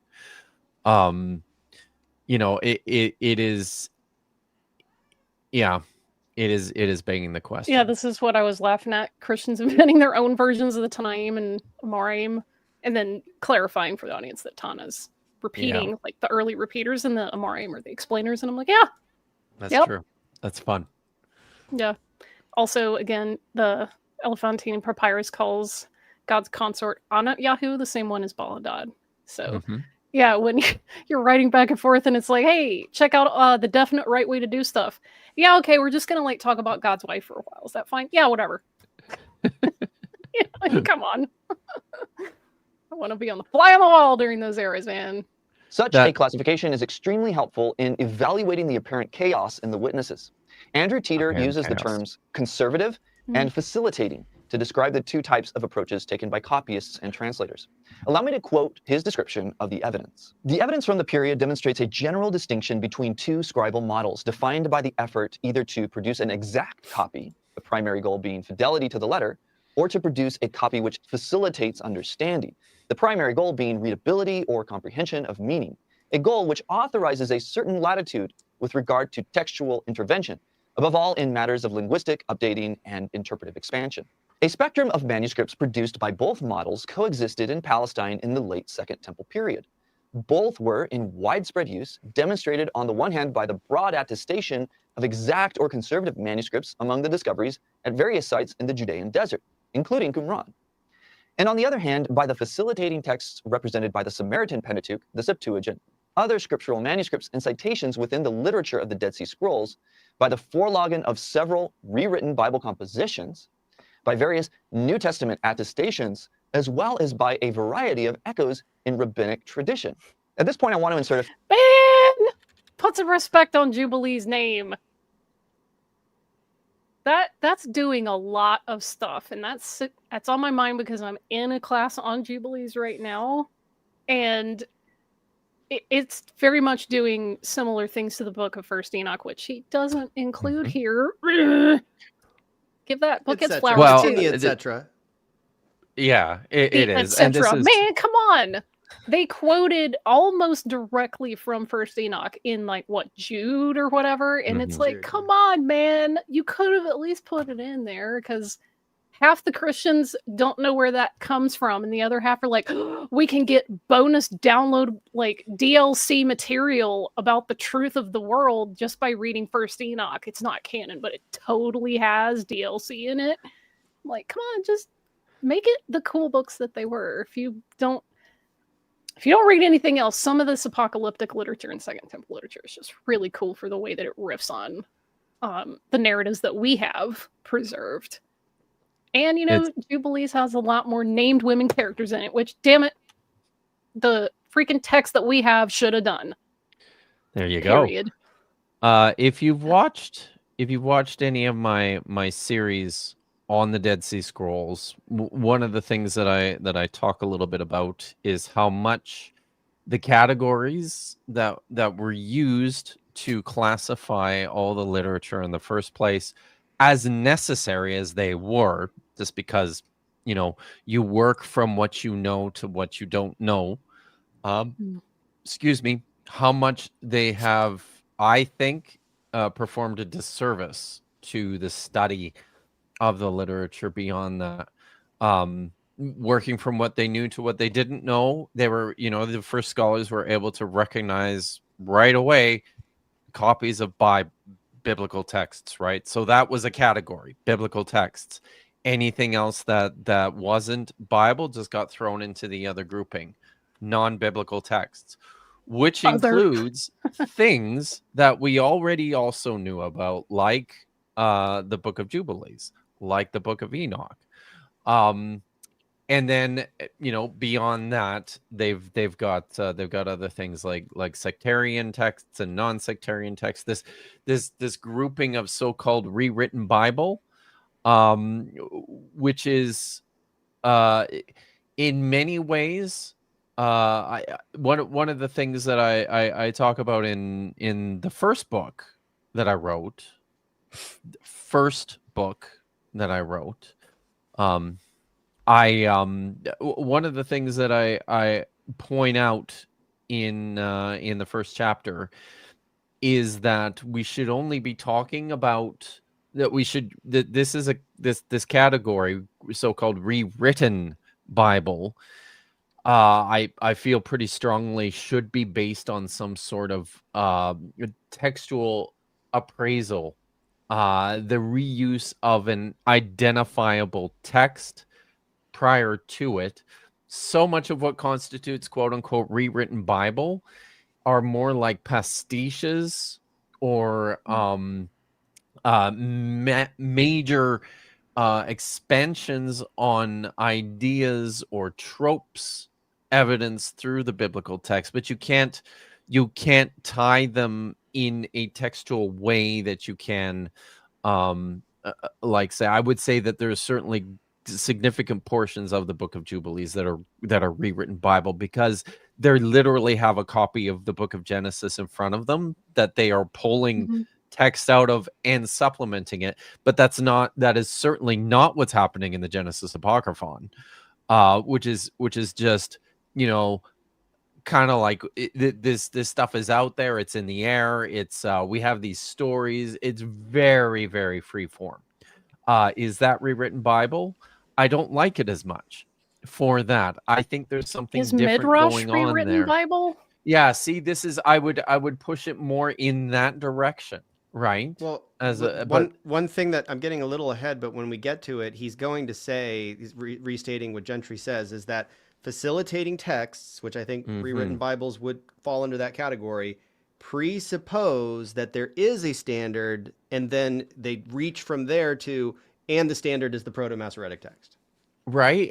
But with something like the Genesis Apocryphon, which you can't tie to any textual tradition, what do you do with that? It's like, surprise. One of the other things that I've spent some time doing, and I've worked with Matthew Monger's doing exactly the same thing, is when you're appraising these, when you sit down and just appraise the literature from the perspective of scribal practices, the picture looks different. The Temple Scroll and the Genesis Apocryphon are excellent examples of these. These are massive manuscripts, like massive. They're huge. They're probably we have no idea how big the Genesis Apocryphon was, but what we have left of it is pretty big. The Temple Scroll, we also have a clearer idea of how big it was, but it's still not entirely certain. But like, these were exquisite, magnificent like readers' copies that were extremely expensive to produce, were written to the highest standards of scribal practice in place at the time. Why would you consider these any qualitatively different from a copy of the Book of Genesis that bears this same scribal features? It just so there's lots of stuff going on in my head as we introduce sorts of your Chronicles rewritten Bible. I mean, yes. Yeah. Right. So it's and for those who have purchased the book and read chapter 14 already, is Genesis 37 a form of rewritten Bible based on the succession narrative, or vice versa? Like, there are varieties of ways that you can go with this. This is it's yeah, by the way, I have to say this because I watched a thing. I actually think it was on History Valley this last week, about so a guy was on there positing that the Book of Deuteronomy was actually written in the 2nd century to promote the Hasmonean the Hasmonean kingdom. And one of the points made in favor was the fact that the the book of Deuteronomy is, rewritten Bible, and we only have rewritten Bible in, starting in like the 3rd Popping up the century Hasmoneans. Okay. BCE. So yeah, okay. But Kip Davis has written nope. Not mean to do that. I really didn't. It didn't happen. So I had to do it to him. At this point, I want to insert a few modern personal examples of how scripture can be used in different ways to help us grasp the idea of resignification or facilitating texts. Now, over the years, I've written a lot of songs that are either pure scripture or scripture-based. Let's take this example from Psalm 89. Listen to how the chorus goes and compare it to the actual ESV text it was based on. Righteousness and justice are the foundation. Yo, don't want to get struck for playing a bunch of stuff on, maybe, hey, just maybe jump ahead to the end of the song. So basically the point, and maybe jump ahead a minute or two even. The point that he's making here is that if you enter your Christian bookstore full of a mix of Christian literature as well as Bibles, and many different types of Bibles, study Bibles versus devotional Bibles versus liturgical Bibles versus showpiece, like coffee table Bibles. You wouldn't say amid all this variety that the text is still in flux or transition, even though you've got this wide variety available to you. And he's positing from that the same thing is taking place in like the late Second Temple period, analogous, where right, like just because you have all these different, you have so-called excerpted texts or liturgical manuscripts that contain lots of textual variation in them. There's lots of riffing happening on the biblical text. There's lots of facilitating going on with regards to the biblical text. That doesn't mean that there's not a standard biblical text in place. So basically what Gentry's doing is he's looking at all the same evidence. He's agreeing that yes, we have these text types all in place as early as the 3rd century, the Samaritan Pentateuch, the Septuagint, and the Masoretic Text, but everything, and the reworked Pentateuch, and the non-aligned stuff, and the paraphrases, and the Targums, all this stuff. Everything else is just riffing off of the MT.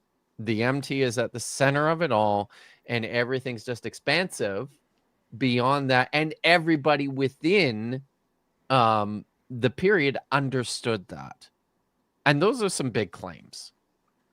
Yeah. Okay. For the sake of preserving the text for future generations or to produce an accurate Bible.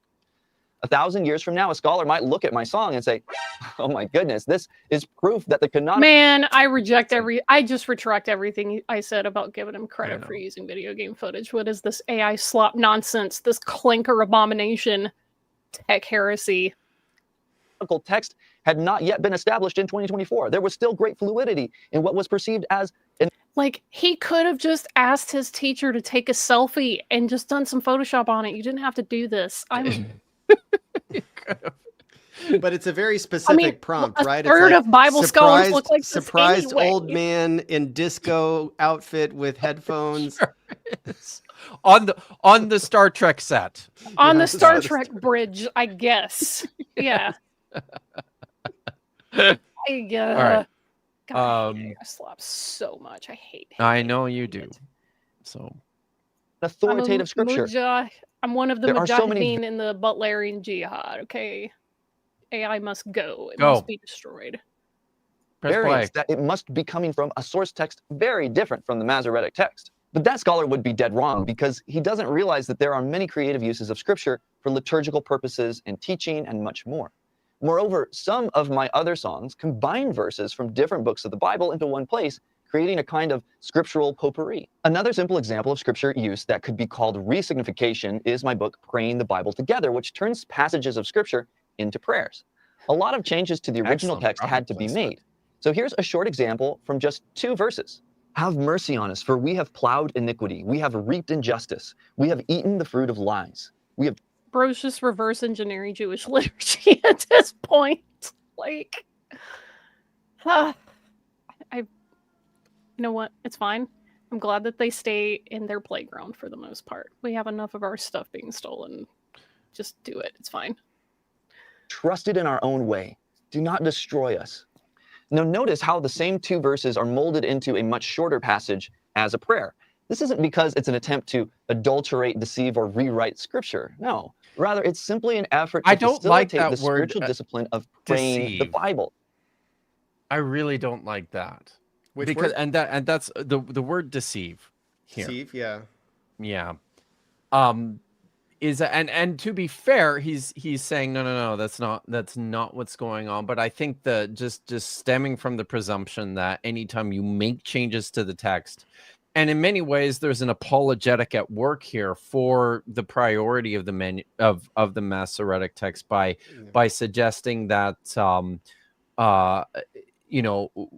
changes could be perceived as deception. It's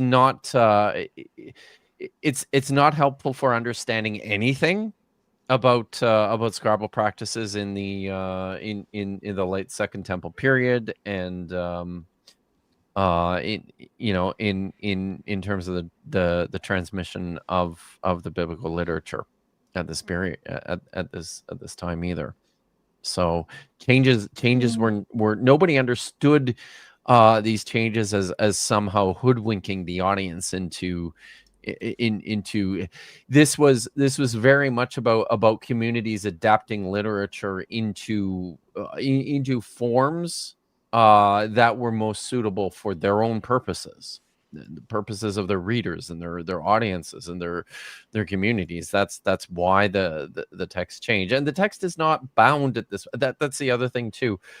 From everything that we see, the text is not bound. I mean, even in terms of if you think about something like the Pesherim, if you're dealing with let's say we are dealing with a standardized text, it's almost like at this period in time, let's say we are dealing with a standardized text, it's almost like lots of people at this point in time didn't even think that was all that important. What was really important was all the nuggets you can mine out of this text, and to the degrees that they would stretch the text in order to say things that it clearly did not say, is kind of the point. So, I feel like I rambled a bit there. Sorry. Well, look, I mean, there are sort of textual variants that arise for such a variety of reasons. Recently, so many. Recently I had a comment. I think it was on Facebook. Somebody was complaining about Codex Sinaiticus because its rendition of Revelation 22:14 has the textual variant, "Blessed are those who wash their clothes." And in the traditional, like the received text, the Textus Receptus, it says, "Blessed are those who fulfill his commandments." And I think the common sense reading is like, it probably said fulfill the commandments, right? Yeah. Piun destas endolasaftu. But then in the critical text, they went with the difficult reading, which is like, "Blessed are those who wash their clothes," which is kind of like, but it's fun. But it's like, "Plinon destas tas stalasafton." If you like compare them, they're super similar. So there's clearly scribal confusion going in one direction, but like I can't say which of those is better, but it's still random. And it's like, so is one of those deceptive? Is like washing your clothes deceptive? Is it a corruption, or as opposed to fulfilling his that bothers me. It's like people weren't sitting there going, "Heh, heh, ha, ha." Washing their clothes. The devil was doing that. Rolling their mustache. Yeah, exactly. Great. I'll just have to say this. I think we could probably go for another 20 minutes before we're gonna have to start wrapping up, because I've got somewhere to be. I don't know if there's a point in the video we could skip to that would be more substantial. Can we? Than the layman's explanations. There are chapters here, right? Maybe jump to chapter. Earliest witnesses, which is a lot of stuff, and then it's the function of the text, different text for different something, complementarity, And I Evidence would of the invite, Targum.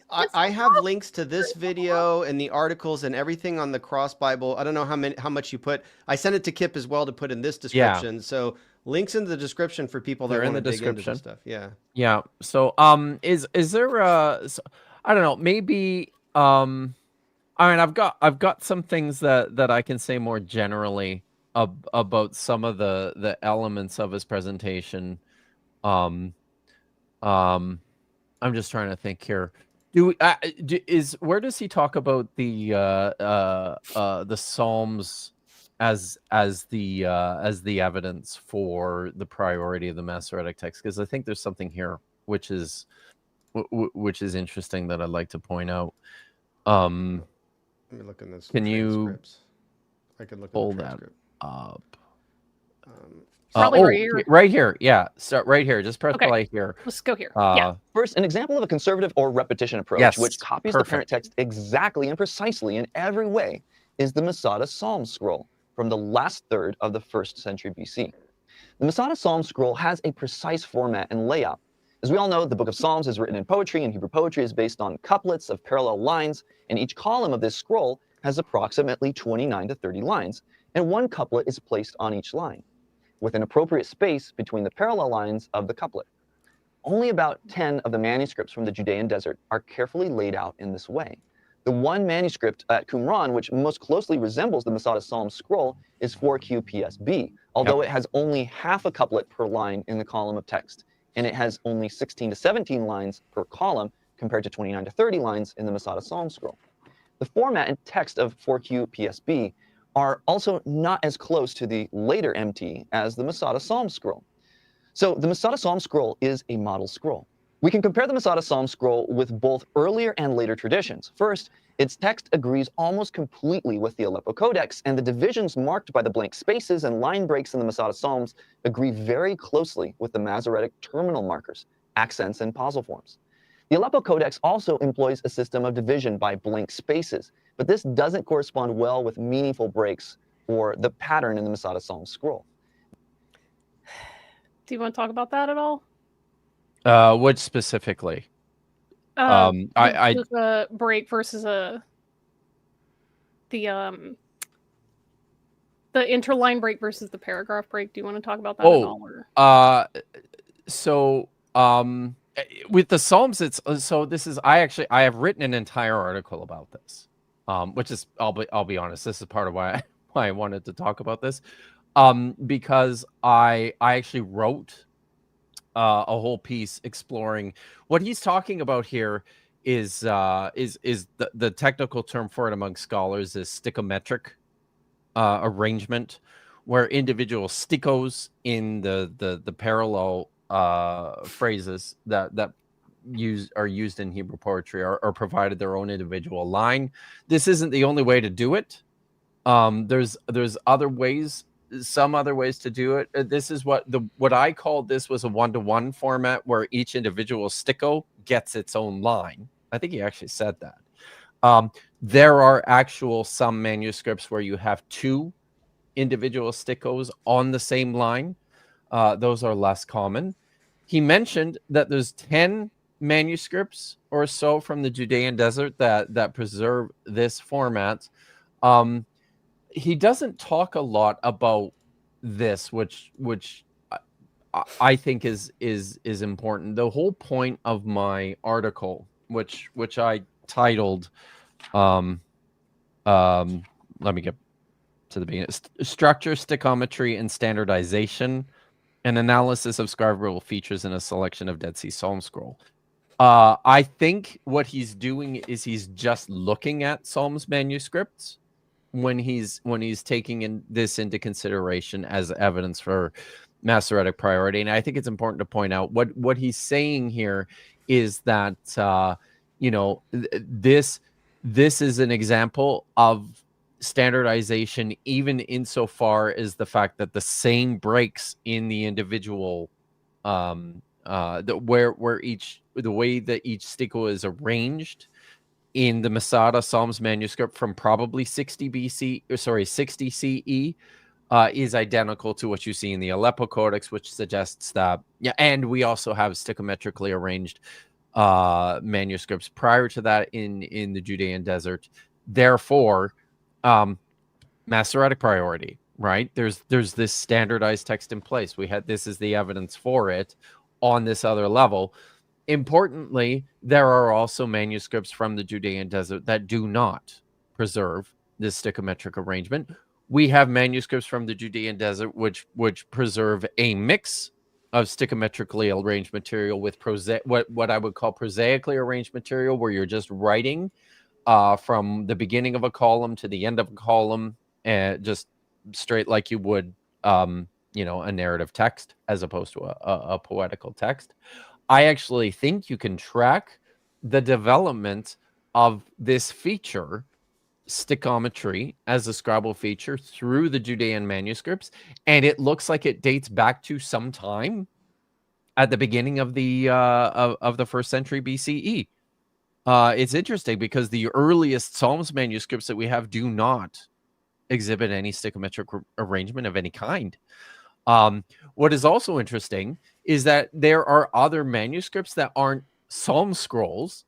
For example, 4Q380, which is designated 4Q non-canonical Psalms because it's a collection of Psalms that nobody ever knew or saw before the emergence of the Dead Sea Scrolls. Yeah, guess what? There are stichometrically arranged material in that particular manuscript, which is also quite old. It's first century BC. But what are we really? BCE. What is being proven by the fact that the Masoretes are favoring the Proto-Masoretic text? Like, isn't that kind of just like by that definition? It is circular again. Yeah. You're just, and this is the other, here's the other thing that I wanted to mention at this point too, that is just missing from this conversation. And this goes back to the question of scripts as well, is from an historical perspective, what's missing is what happened in the mid 2nd century BCE, which produced what I think I think you see an increase towards standardization in script, in text type. I would say a movement towards that, but not something that's certainly not complete. Textual pluriformity is alive and well all through this period. But I think you've got a movement within script, within text, and some scribal practice. And the thing that also happened in the mid 2nd century BCE, which helps to explain all of that, is the emergence of the Hasmonean kingdom. The Hasmoneans were probably the ones who prioritized the Masoretic text in the first place.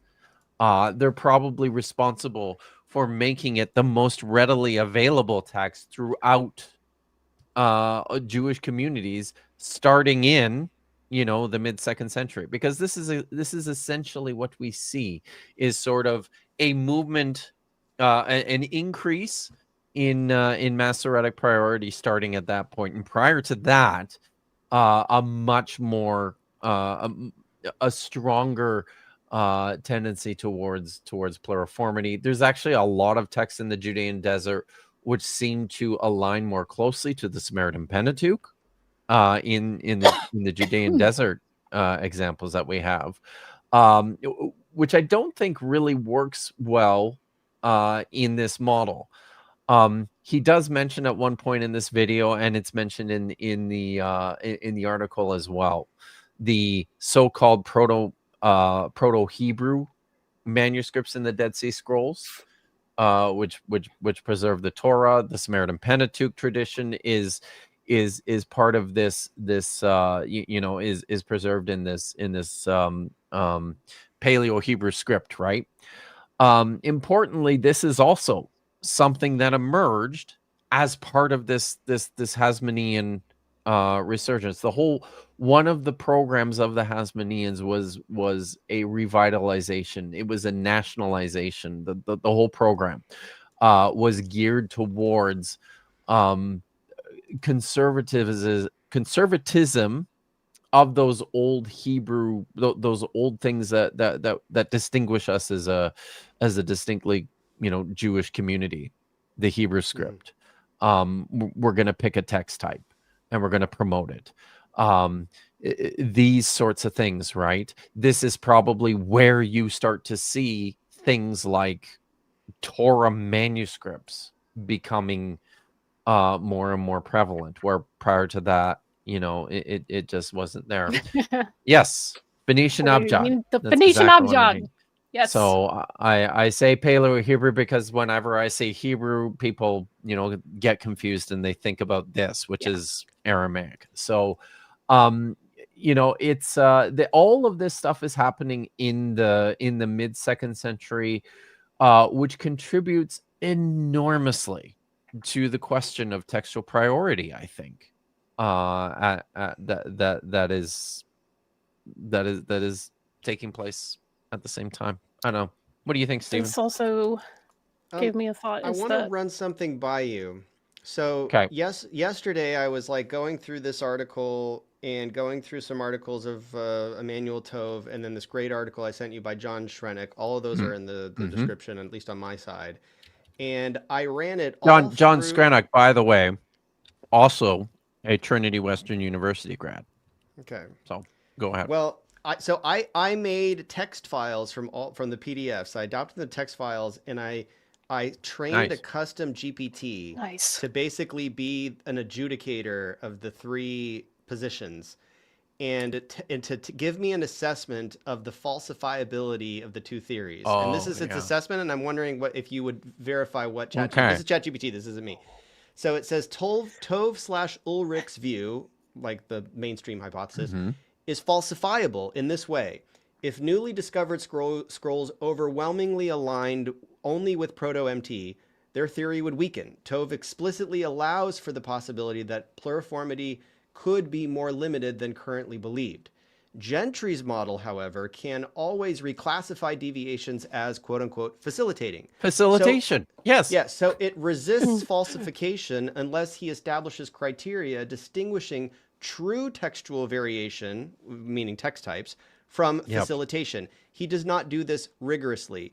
John Schrenick argues that we must assume a Septuagint divergence reflects a Hebrew text unless it can be proven to be a translation choice. This flips the burden of proof. Gentry implicitly places the burden on those who claim Hebrew variation, which makes his claim harder to test and therefore less falsifiable. And Schrenick's model forces textual critics to prove that something is merely translational before discarding it as evidence. Gentry's approach often moves the opposite way. So the bottom line is Gentry's model is not inherently unfalsifiable, but without explicit and testable criteria distinguishing the true textual variation from mere facilitation, it risks becoming an elastic theory that can accommodate any evidence, thus removing itself from empirical scrutiny. Yeah, like that's. I mean, honestly, that's and it's again. I think all of this stems from making the decision a priori to prioritize the Masoretic text and then just insist that everything flows around it. Yeah. So long as things are flowing around it, you can. That's exactly it, right? You can just say, well, the Masoretic text always remains at the center, and we might make new discoveries, and we can adjust the criteria as follows to show that it's just new things are always or there's more going on surrounding the Masoretic text than what's thought. I agree. I think that I think that's a good way of summarizing it. It's nice that you did that. I also think something that I think is really interesting to point out in this conversation is that if you read Emmanuel's work diachronically, like if you start with stuff that he was writing back in the 1980s and then through the 90s and the aughts and into the 2010s, there's movement in Tove's thinking on this too.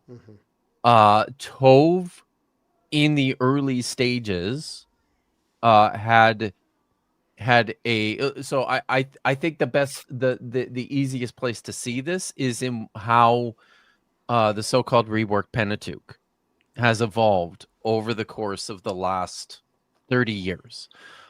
When the so-called reworked Pentateuch manuscripts were first published, this was the title that was assigned to them, and the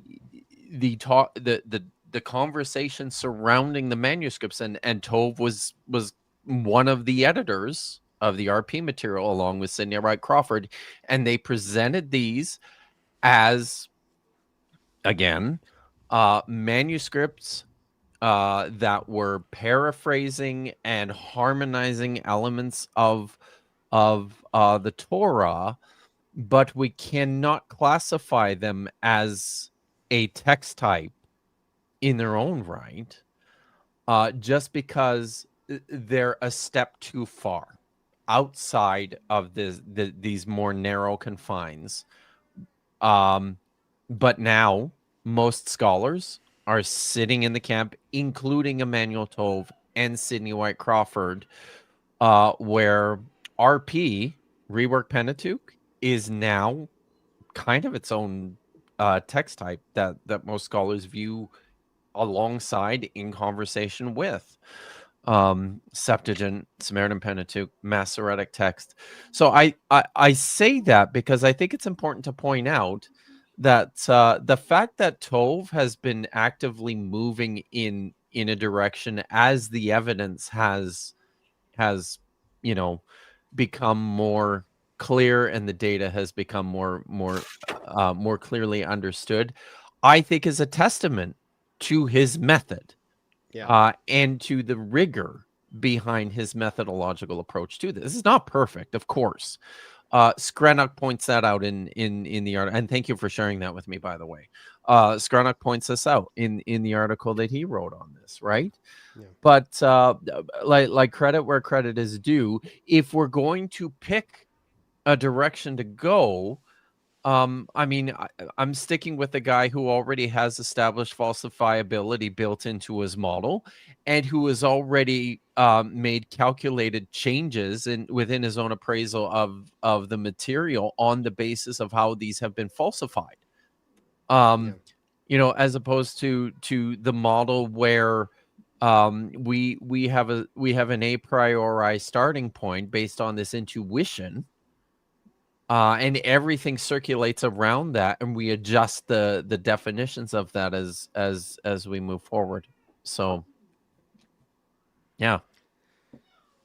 So I find it very interesting. I'm not convinced by it, but it was a good read. This was a good visual presentation of it. Like it's I want to toss these ideas around and see where I come out on the other side. So thanks for weighing in.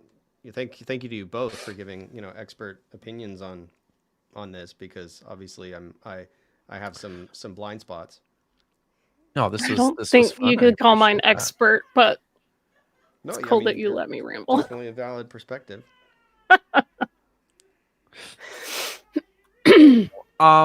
Yeah. So maybe.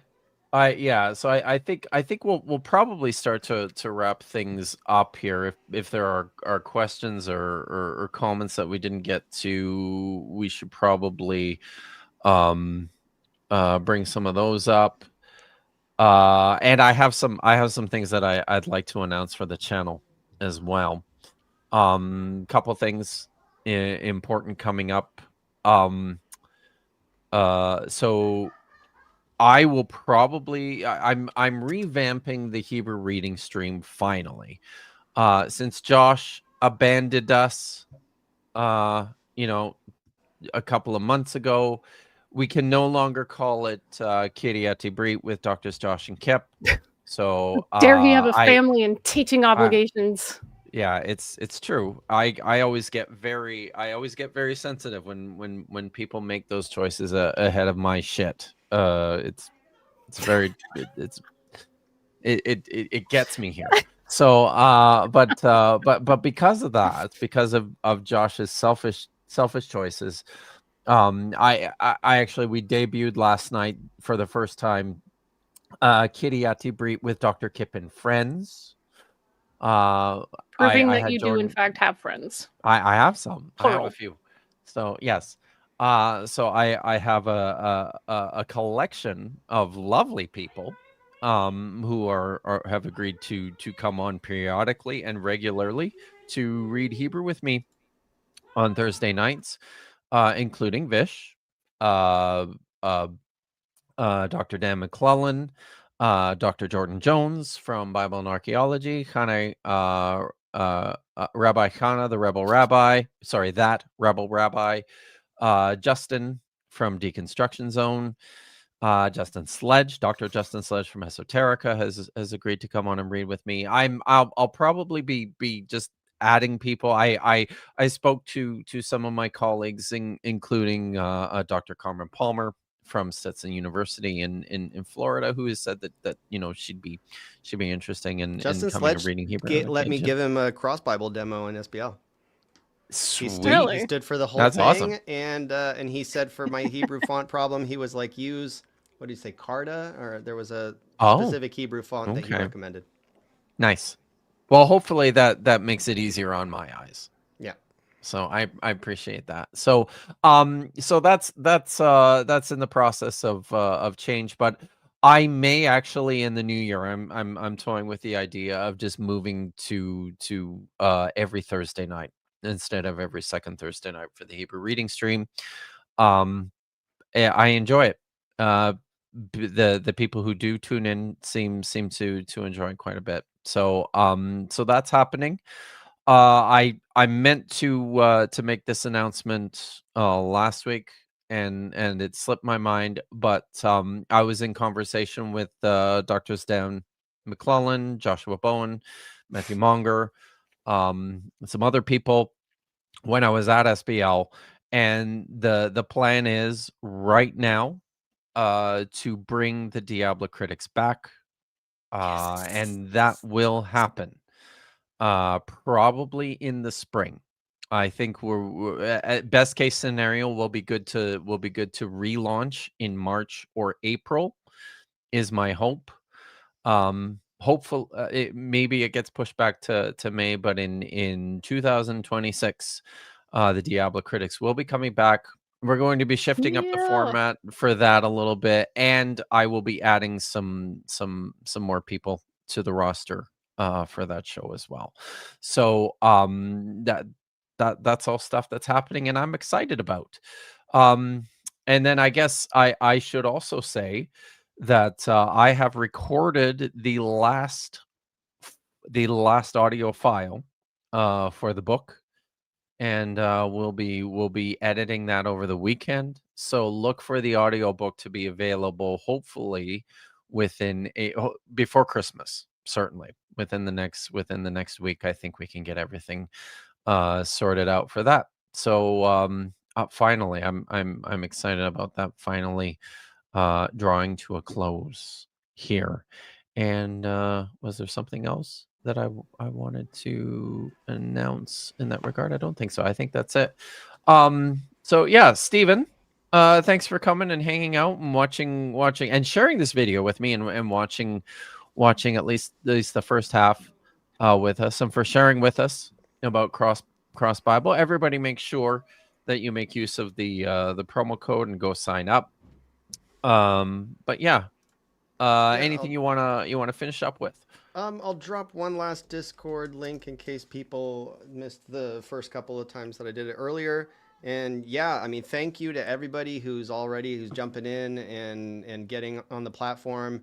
Like I said, thanks to Disciple Dojo, hundreds of people are doing it on just the free version. The free version is a good starting point. If you can afford the monthly subscription, great. You unlock a lot of cool features. If not, just get on it. Just start using it. Get on Discord. Let me know if things aren't working so I can fix them. Shout out to my friends at Biblingo. I'm wearing a Biblingo shirt. Cross Bible 10 is a 10% discount if you want to learn Hebrew or Greek on Biblingo. Because at SBL, those guys like really saved me. Like they gave me carpet tiles. Yeah, they did. When the venue was forcing me to like $500 buy carpet. You have until noon to buy carpet. And I was like, how can I buy carpet by noon? I got to like go somewhere. And I was right next to Biblingo, and they were just like, here, just take our carpet tiles. Just like, So yeah, I'm just indebted to everybody around me, Biblingo, the Disciple Dojo, you, Kip, like just everybody that has recognized like the hard work that I've been putting into this for years and has lifted me up and like dude. helped, expose it to people. Like, thank you. Just thank you to everybody. Sorry, you did remind me of the last thing, and now it becomes awkward because I there is a link now available where you can sign up for my new Introduction to Biblical Hebrew course beginning in January at Digital Hammurabi. On the courses page there should be a sign up link there. So I'll be starting in the 3rd week of January. If anybody's interested in learning biblical Hebrew. Right around my birthday. Hey. Yay. Which day of the week is it? That's true. It's a Tuesday. It's a Tuesday evening. It's that same 6 p.m. slot? It's the same 6 p.m. 5 p.m. slot. 5 p.m. slot, yeah. That's a tough one. Yeah, but I know it is. It's hard to find something that works for everybody. When I did it, I was in the back seat of the car the whole time. You were. I was like... Because I just happened to be in the car at that time every Tuesday. Yeah. So that was fun, actually, when you showed up in the back seat of the car every week. So, yeah. No, Simone, you'd have to ask Dr. Josh about when the next Akkadian class is going to be. Probably not for a little while because he's just finished the first semester, and I believe he's got 2 semesters to go. So I would guess like closer to the summer. So, yeah. But yeah, thanks for coming and sharing with us, Stephen. Everybody like and subscribe this. This live stream, like and subscribe this one, and then if you can hop over to the Cross Bible one, if you could drop a like on mine. Yes, please do that. Cross Bible, what is it? The simulcast stream. Yes, the simulcast. Yeah, I really appreciate the support also on the channel. Let's make sure you subscribe. Do you remember the feedback that I gave you within the last couple weeks about it? Yeah, that branding. Wouldn't you know it? Until I saw the Christian branding. Yeah, I mean it's a cross-reference Bible. The suggestion was that I go and I get a brand new trademark for cross-reference and drop the word Bible. That would fix it. I don't know. Look, it is a Christian organization. It's a Christian platform. It includes the New Testament and Old Testament, and I do realize that alienates a certain market segment, and I'm I not apologizing for it. I'm just explaining why that is. It's just we'll take our Google. That is my market. It is a Christian platform. Do you still teach Greek? Yes, Stephen? Yes. I'm starting a new. I actually have a new cohort of Greek students every Saturday morning at 10 a.m. So people can message me through the website to jump in there. I teach modern Greek. I teach ancient Greek through modern Greek. So I actually communicate with my students in modern Greek, but we learn biblical Greek through the modern Greek lens. It's my own unique approach. I know a lot of people think it sounds crazy, but if you jump into a class, I usually do like a free session to start out, and people see very, very quickly like, oh, wow, this is like learning to, drive an automatic transmission before getting in a stick shift and getting into an accident, right? It's like, it's just, it's the easy way, So if you're interested in trying that approach and using like modern Greek pronunciation and just using the communicative method where you use all 4 quadrants, it's reading, writing, speaking, and listening. All of those go into language acquisition, in my opinion. So, yes, that's my approach. That's awesome. So, if you guys are interested in learning Greek, Stephen's a great guy to learn from. So, I would encourage you to make use of that resource. Yes, I am a Christian, but I engage in interfaith dialogue, and a lot of people get very angry at me for that. But this is what I do. You're sitting down with heretics. This channel is not interested in what your religion is. We're all about the text here. So Just you come know, show up and chill out and learn stuff. Exactly. I just So, don't clutch pearls. I don't have pearls Yeah. to clutch. It's just not I'm every just kinda... and I mean, importantly, I think a lot of people just because it's so visible and people have become so damaged by certain forms of fundamentalist evangelical Christianity in the United States. It's a big world, and there are hundreds, thousands of Christian communities that are not that. And many there are many churches, many places you can go where I just said curl pletching, didn't I? Pearl clutching is just not a thing when I it come from comes that to... background. I come from the conservative, like Southern Baptist Bible Belt. Like that was how I was raised. But I spent a lot of time in Russia and Greece and like Orthodox countries. And so I just was forced to kind of like open my mind because it's like, oh, there's like a whole half of the world with a completely different perspective on things. And most people just that come from where I come from, they don't leave. They just stay there. Yeah. I'm telling you, like a lot of the people that I used to work for would be like, I mean, they're Christians, but I mean, they're just like not the right ones because of reasons. And I'm like, man, you need to stop being so arrogant. That's crazy. Like, put on your big boy pants. There's 2 billion plus Christians and they're not all like you. So you may want to learn how to cope with that. We have Super Chat. Let's see it. From Gandalf the Black for £10. His avatar is Clippy. Hi, Kip and Vish. I want to thank you for helping me appreciate the Bible in a new way. I deconstructed 2 years ago after a semester of Assyriology, and good Bible scholarship was just what I needed. Thank you so much, Gandalf. I really appreciate that. That's what we're here for.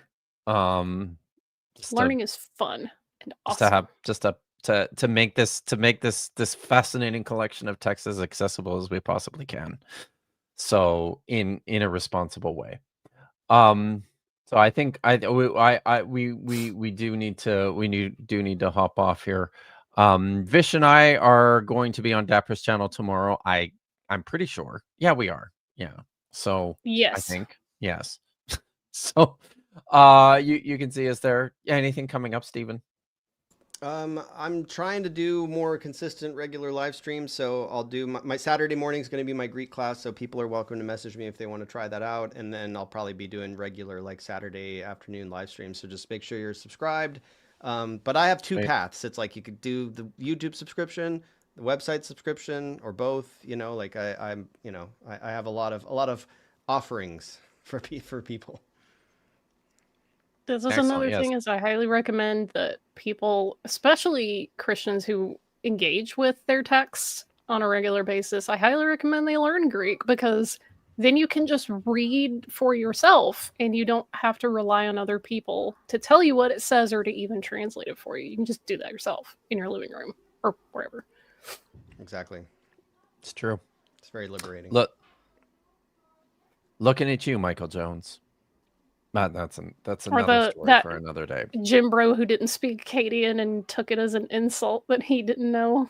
He couldn't read the text that had the Apkallu in them. It's like, guy. That's such a strange. I have such mixed feelings about that. Sorry, that's nobody knows what we're talking about. But anyways, we gotta go. So thanks everyone. Thanks again, Stephen. I guess it's Friday night, so I hope everyone has a great weekend. And I should have this ready at the outset, and I never do. So but I've got an outro here. So take care, everyone. Stay safe, be good, and hot tikva.